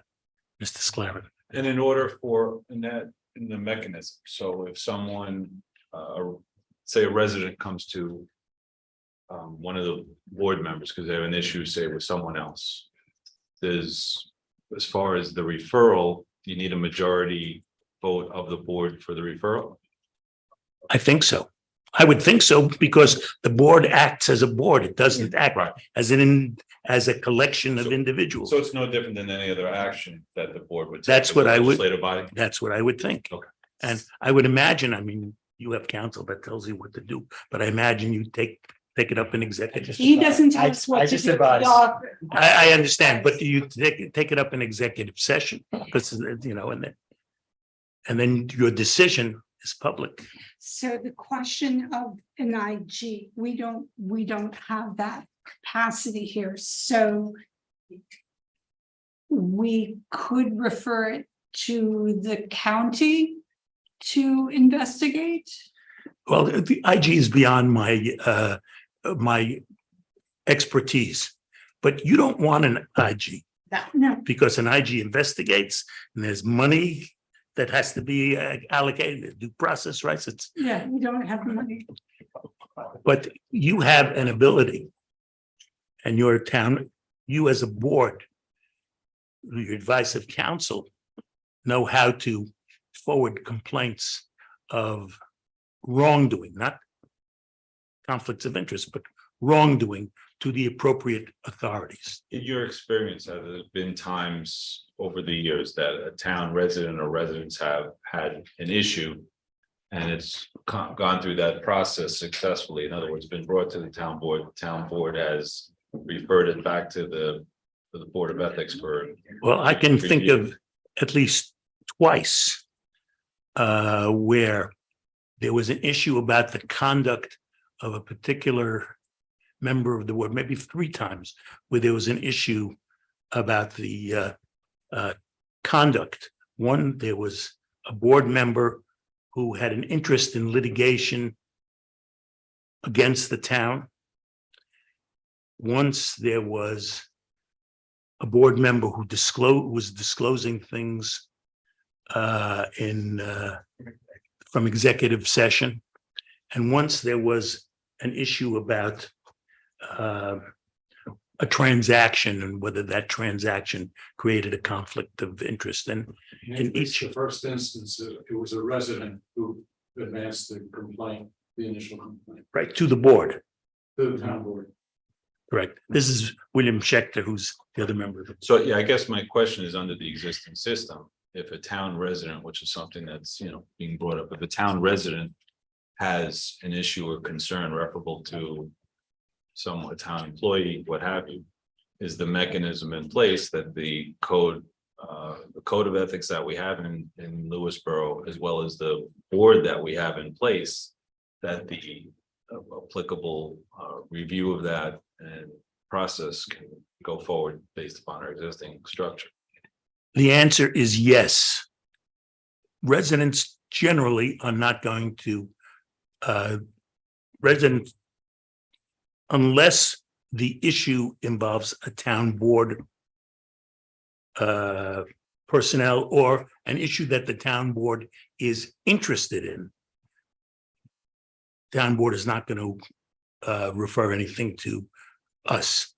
So residents first stop. If there's something that's concerning a resident and the resident thinks that there is a conflict of interest, the first stop is talk to your board members and see if the board agrees with you that it's an issue. And then the board will decide whether it wants to refer it to us for an advisory opinion or whether the board wants to deal with it itself. Sometimes residents think they're talking about a conflict of interest when they're really talking about a conflict of policy. We don't deal with conflicts of policy. When was the last time you received a referral?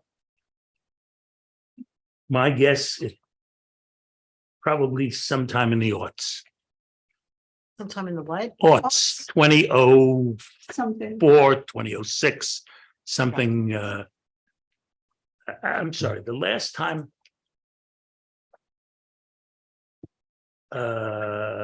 When was Brancati? Brancati, 2007, I think. that was probably it. You have any recommendations or thoughts or input about any modifications in what we have in place now? Since I don't see the problem, I don't offer any solutions. And I think that Mr. Schechter feels the same way that I do. If it ain't broke. At home, Mr. Schechter just nodded his head. I said for the audience at home, you just nodded your head. So could you just tell the public a little bit about your background, slightly for people who don't know you, since, Well, I must admit, my husband served on the ethics committee of the New York City Bar Association with you while he was on it a while ago. So I know that much about your background. So I'm a country lawyer who tried to make my way in the big city and made my way in the big city. And I'm practicing law for 54 plus years, represented a lot of governmental entities over the years at all levels of government. I'm a recovering litigator. I used to be chairman of the character committee for the 9th Judicial District, which this is a member of. I'm a referee in the appellate division. I'm a member of the council and judicial administration of the City Bar Association. I'm a member of the New York Bar Foundation. So I'm been pretty successful and pretty well-rounded background. Very good. And I've been chairman of the Assessment Review I was Board going to say, yes. for more than 40 years. Mhm. I think I am the longest serving town official in town I think government. between you and Lee, is Lee still here? Lisa is No. still here. No. I got it. way Lise came to us as a puppy. And by the way, Lisa's great. You don't pay her. Oh, enough. no, I know. We're going to work on that during budget season. Thank you for being here. Okay, you're welcome. So we flushed out that particular issue. Yeah, And then, that was that. which I think Basically have 4 issues, what I brought up well, here. some of them may no longer be relevant anymore. What would you But- think if we updated the website For That's was going to education be and my next. access. It needs to be clear to the public how they access it. And it might be best that, you know, yes, it's true that if they feel comfortable approaching one member of the board as opposed to the entire board, that's fine, but we should encourage them to send an email to the entire town board asking that a particular issue be looked into or referred to the ethics committee. That's one. Two, the makeup of the ethics committee is 3 members. We only have 2, one of whom is supposed to be a town employee. Now, We have another, sorry, just Larry, I'm just on that point, just to. 'cause On one of the what things point? that- If someone comes to the board, right, do they have, and they want to present it before referral to the committee? Do they have to identify that person, or could be, in other words, could be confidential and before it goes to a board? If you want to protect the identity, say somebody in town has an issue and they go to a town board member, but they want to keep it confidential before. There's nothing in the referral. code of ethics that speaks to the issue of confidentiality between what a resident says to the board. so if someone wants to make an anonymous inquiry, there's nothing that prevents them from making an anonymous, Right. making an anonymous comment to one of the town board Correct. members. Our confidentiality only deals with something that comes to us as a board, not something that comes to you as a board. You have your own rules and procedures. And we're also legally obliged to enforce the non-retaliation laws as far as. Well, that's part of whistleblowers, because Yeah. I believe it's not my expertise, but I believe that town employees are subject to whistleblower protections. Yeah. Which I don't think is necessarily 100% clear to town employees, but that's just, they should know that. Well, we're working on updating the handbook. Yeah, the handbook, exactly. But it is Um, posted so- whistleblower, among other laws posted Yeah, in on the town website, buildings. in the town buildings. Correct. So it brings me to the makeup of the ethics committee, which, as I said, is 3 people, one of which is supposed to be an elected and official or town employee. And we went back and forth, and I initially started this conversation by saying, I don't think that we should have a town employee at all. Because for various reasons, but one, I think our town is really small. We have a handful of employees. Everybody knows everybody. Everybody's friendly with everybody. I just don't think that on a 3-member committee, having one of the voting members be a town employee is smart. I don't think that we should be passing judgment on each other. That said, if the number of individuals on the committee was increased, whereby the recusal of the town employee on certain cases where they may have a conflict of interest would not then render no quorum, because then there would be only 2 people. There'd be a quorum, but if there was a split vote, there wouldn't be a tiebreaker. You understand my point? Yeah. That perhaps increasing the number of people to allow for a town employee to be amongst a greater number. If, I know I spoke earlier, Mr. Schechter, about the fact that, town employees may feel the need that they need to have a voice at the table when they themselves may be they themselves, not them personally, but when employees are being judged, that's important to have a voice at the table in deliberations from that perspective, which I kind of never considered that perspective before, but I can totally understand it and it makes sense to me. But I think that with a bigger ethics committee, that it decreases my concern. And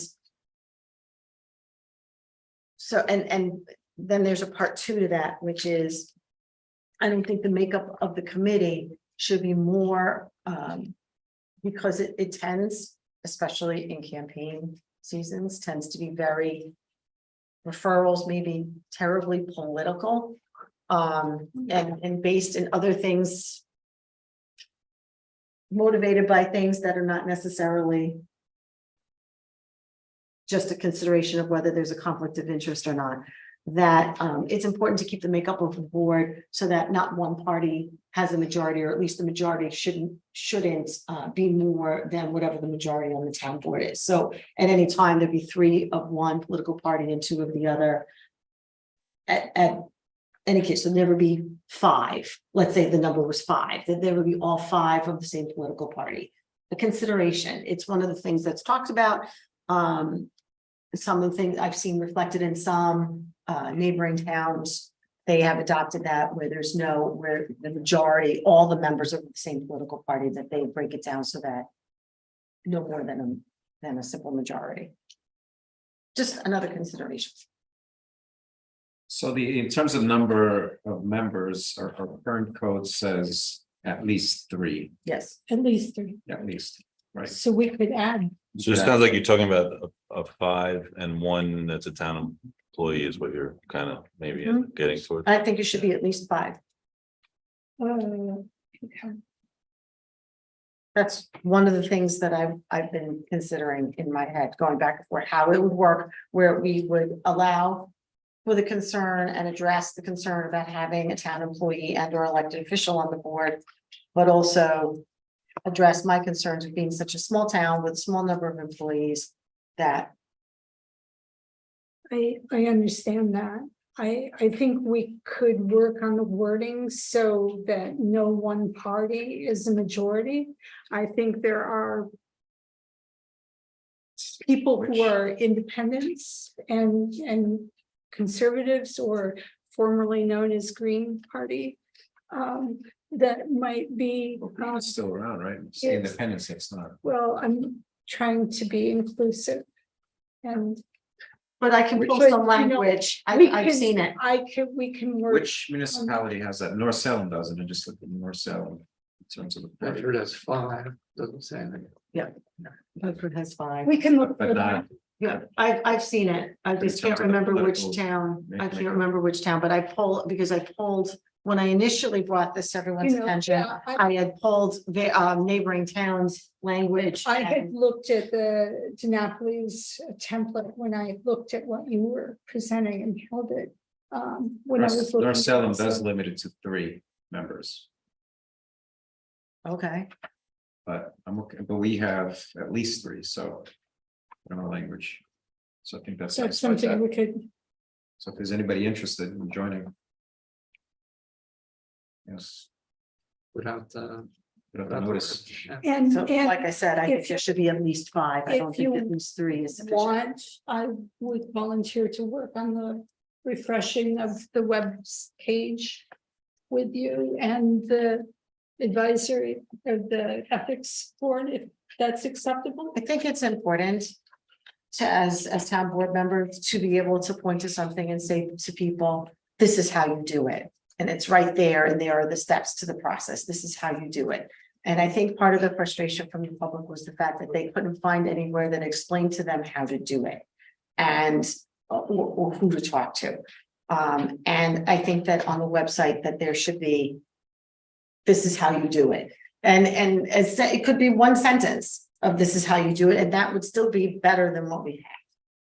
That revisits back what we were talking about. Yeah. Is if early on in the discussion, is this an informational issue, which definitely the information should be clarified It for sure. is, it is partially an informational issue, but also I think the makeup of the board is important too. So I can put something else together. We can draft some text for the page and run it past our.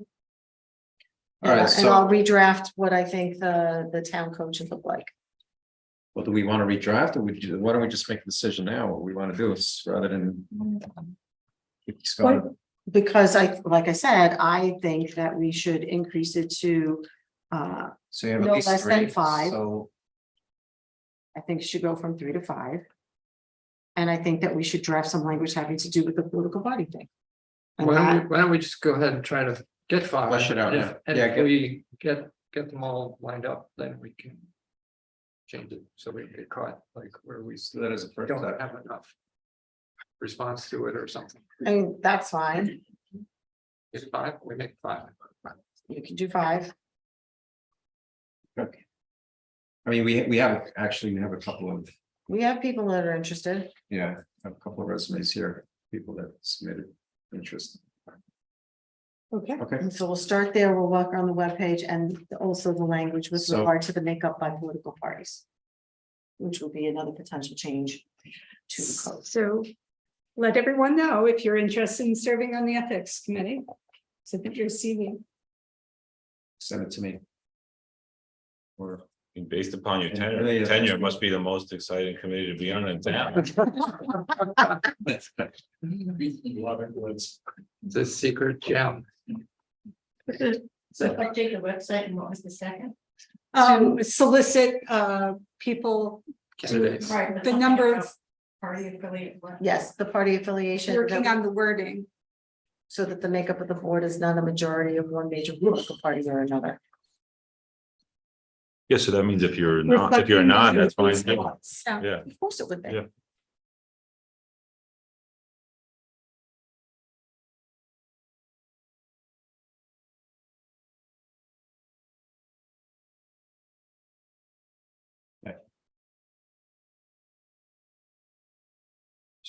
all right, so that takes care of Based that. upon past experience, wanna- the first meeting will be in 2039 or so. We need president and participating. God willing. That would be a good thing. So you've got the fountain of youth in your back pocket as well. Well, thank you for your service. Yeah, thank you. And thank you, And if- gentlemen, for coming this evening. I greatly appreciate it. Are we excused? You may- Yes, you can make it, thanks. As they say, in certain circles, fly be free. Thank you both for coming out tonight. Okay, so next is, can you send us that municipality that you said already has that language? I have to find it, but yes, I know that I read it, Okay, so it shouldn't take me that long. They come out. all right, public comment number 2. Anybody here would like to comment? Kirsten?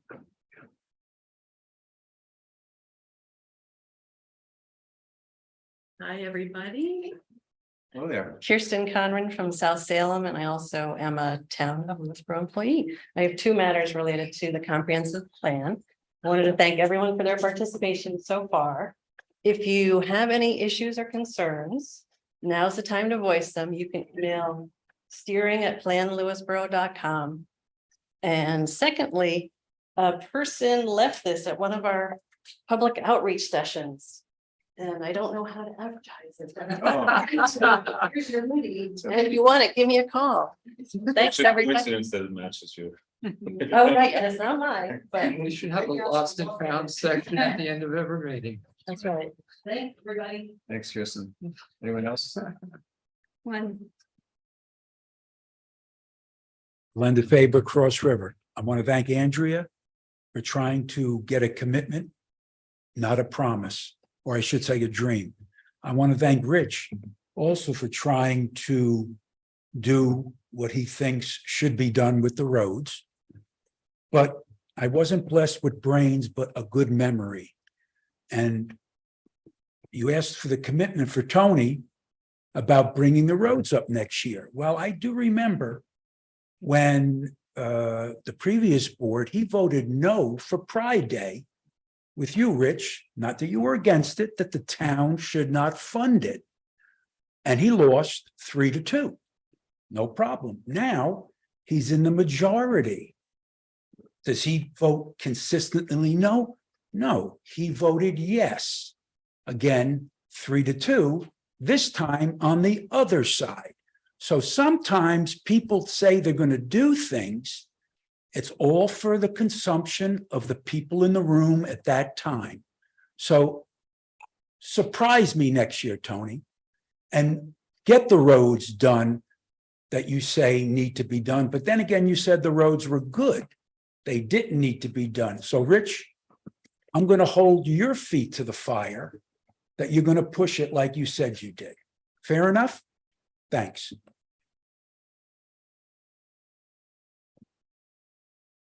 Anybody else? How about on Zoom? Yeah. Dean Travelino, I'm asking you to unmute.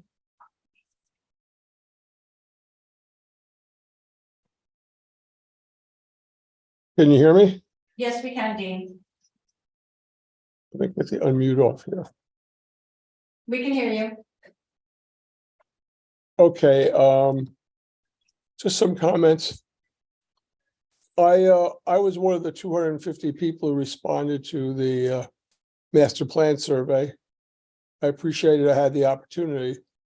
But when I hear that only 250 people responded to what I imagine is about 12,000 adult residents, I'm not sure a random poll that with those responses compared to a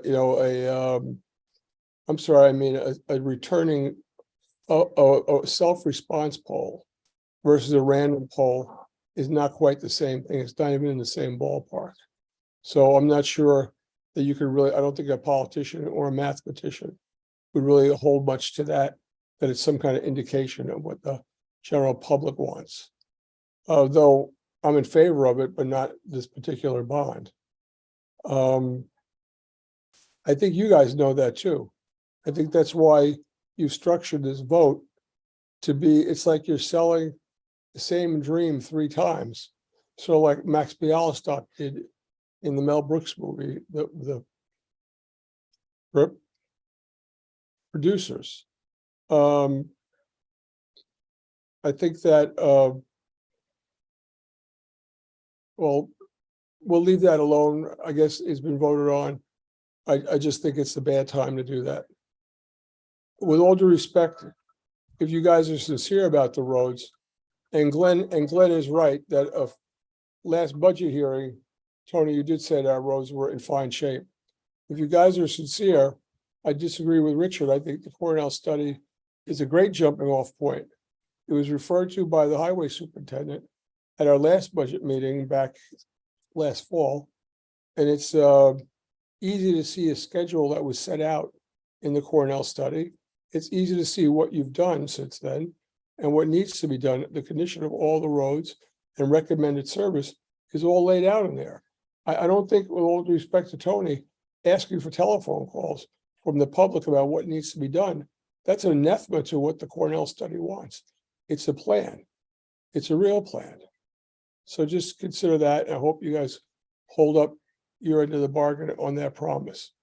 As far as the roads in general, I've become a little resigned to the fact that roads have no sizzle. And I don't think that politicians particularly love to go fix them. But I'm also again for the poor roads and danger to drivers, pedestrians, and bicyclists. I also feel that sidewalks over the long period would actually be a real positive. The only thing is, when it comes to, for example, the sewage treatment plant, which I'm very much in favor of, do you guys know where it's going to go? Do you guys have construction drawings showing what the price is going to be? I don't think so. You're doing studies. So maybe the idea would be, maybe you should borrow a lot of money for that too. I think someone at one of the last board meetings, a board member mentioned that you were borrowing this money, quote unquote, as a sign of good faith. So, I mean, what I'm bringing this up for, no one's thinking about borrowing money for these sewage treatment plants because they're far in the future. It would be silly. But how that works here, I don't understand. And the idea that if somebody goes to vote and you divvy out this money already, it looks like a contest.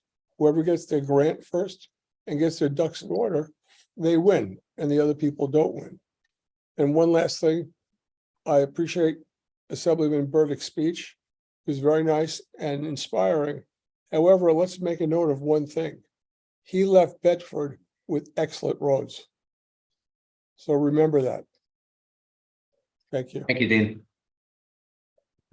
Thank you, Dean. Simone O'Connor, I'm asking you to unmute. Hi, is Assemblyman Burdick still there? Because he had asked for questions and nobody came to Zoom to get mine. Is he still there? He left Simone earlier. Oh, so he only came in for G, the $2.1 million bond. My question would be, we spoke a lot about water and new business. And I just wanted to ask him, or maybe you guys could ask him and get back to me, where is the money for the water at Oak Ridge? That's all I want to know. Thank you. Thank you, Simone. Thank you.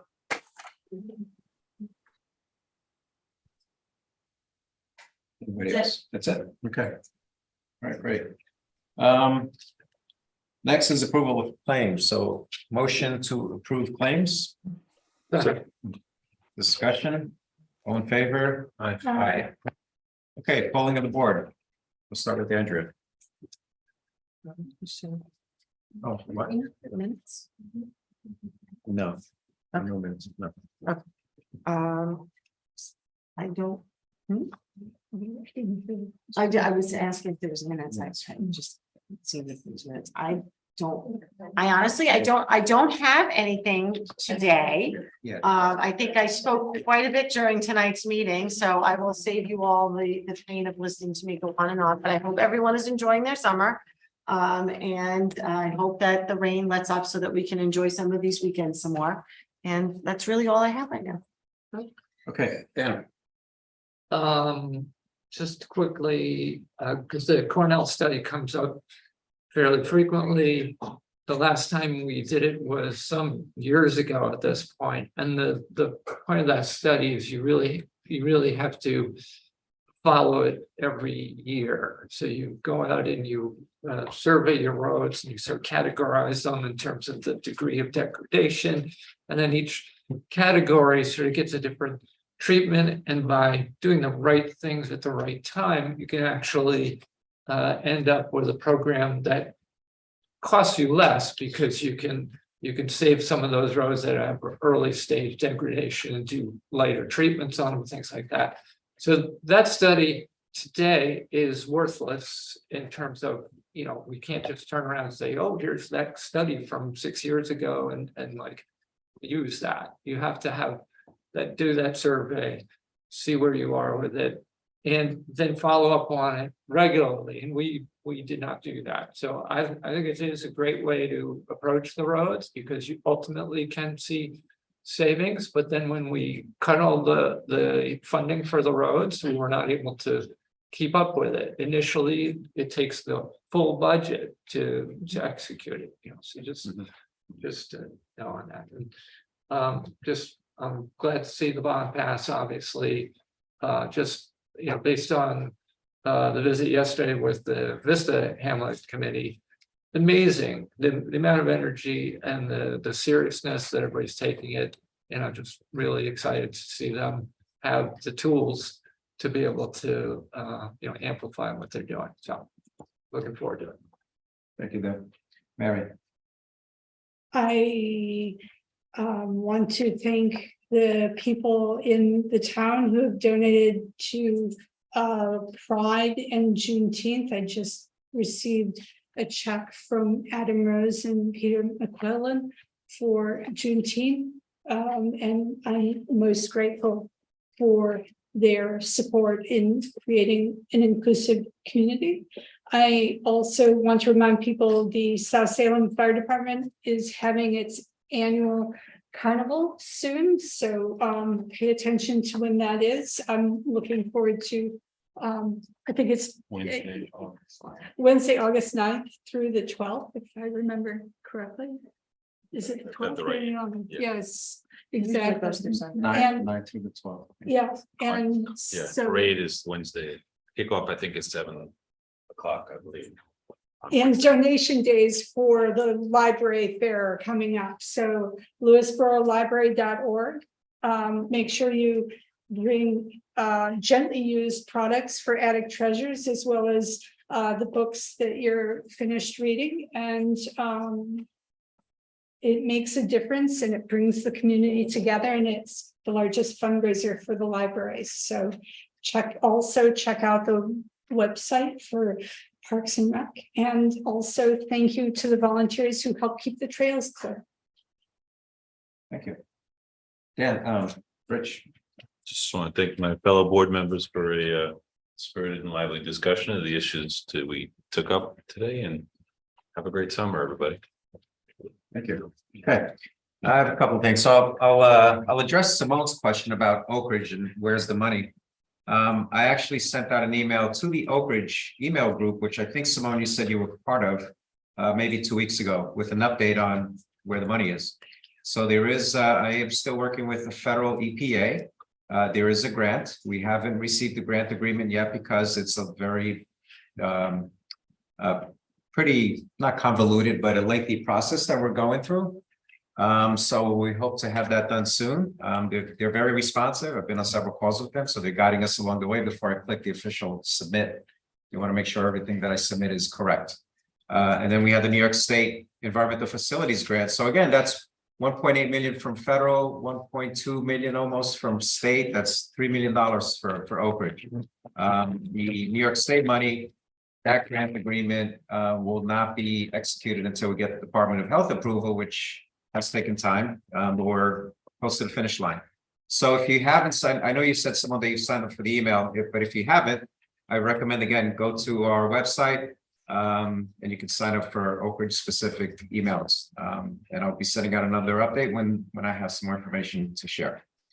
In terms of the statement that I said, I stated that roads are fine. Yes, I did state that.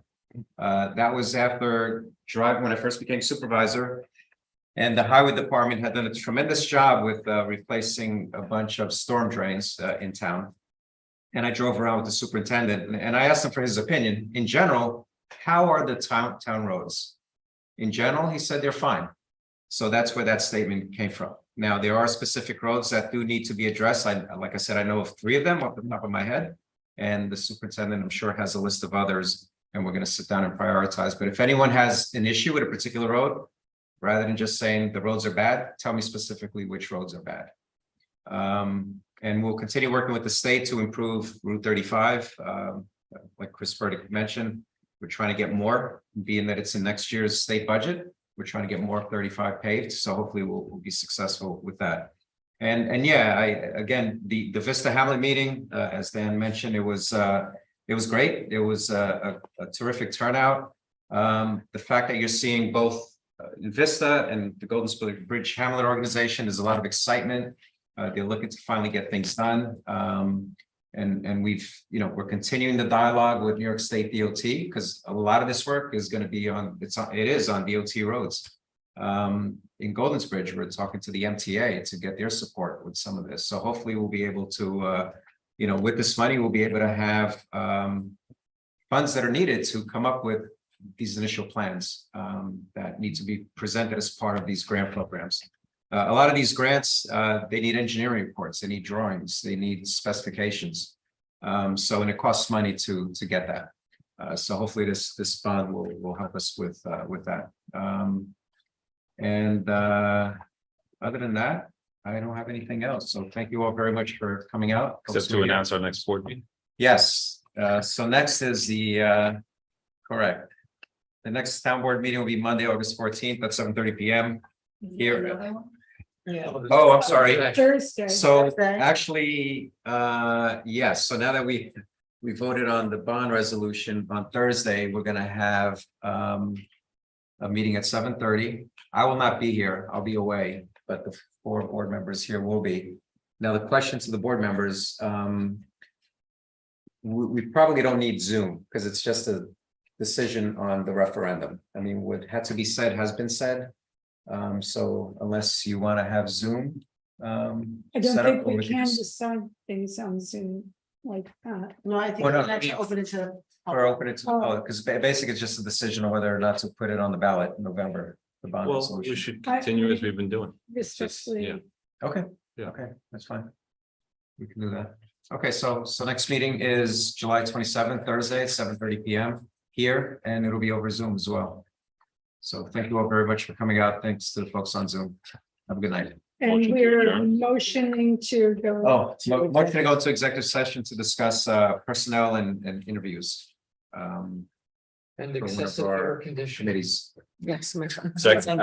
Excessive. Discussion, Conditioning. all in favor? Aye.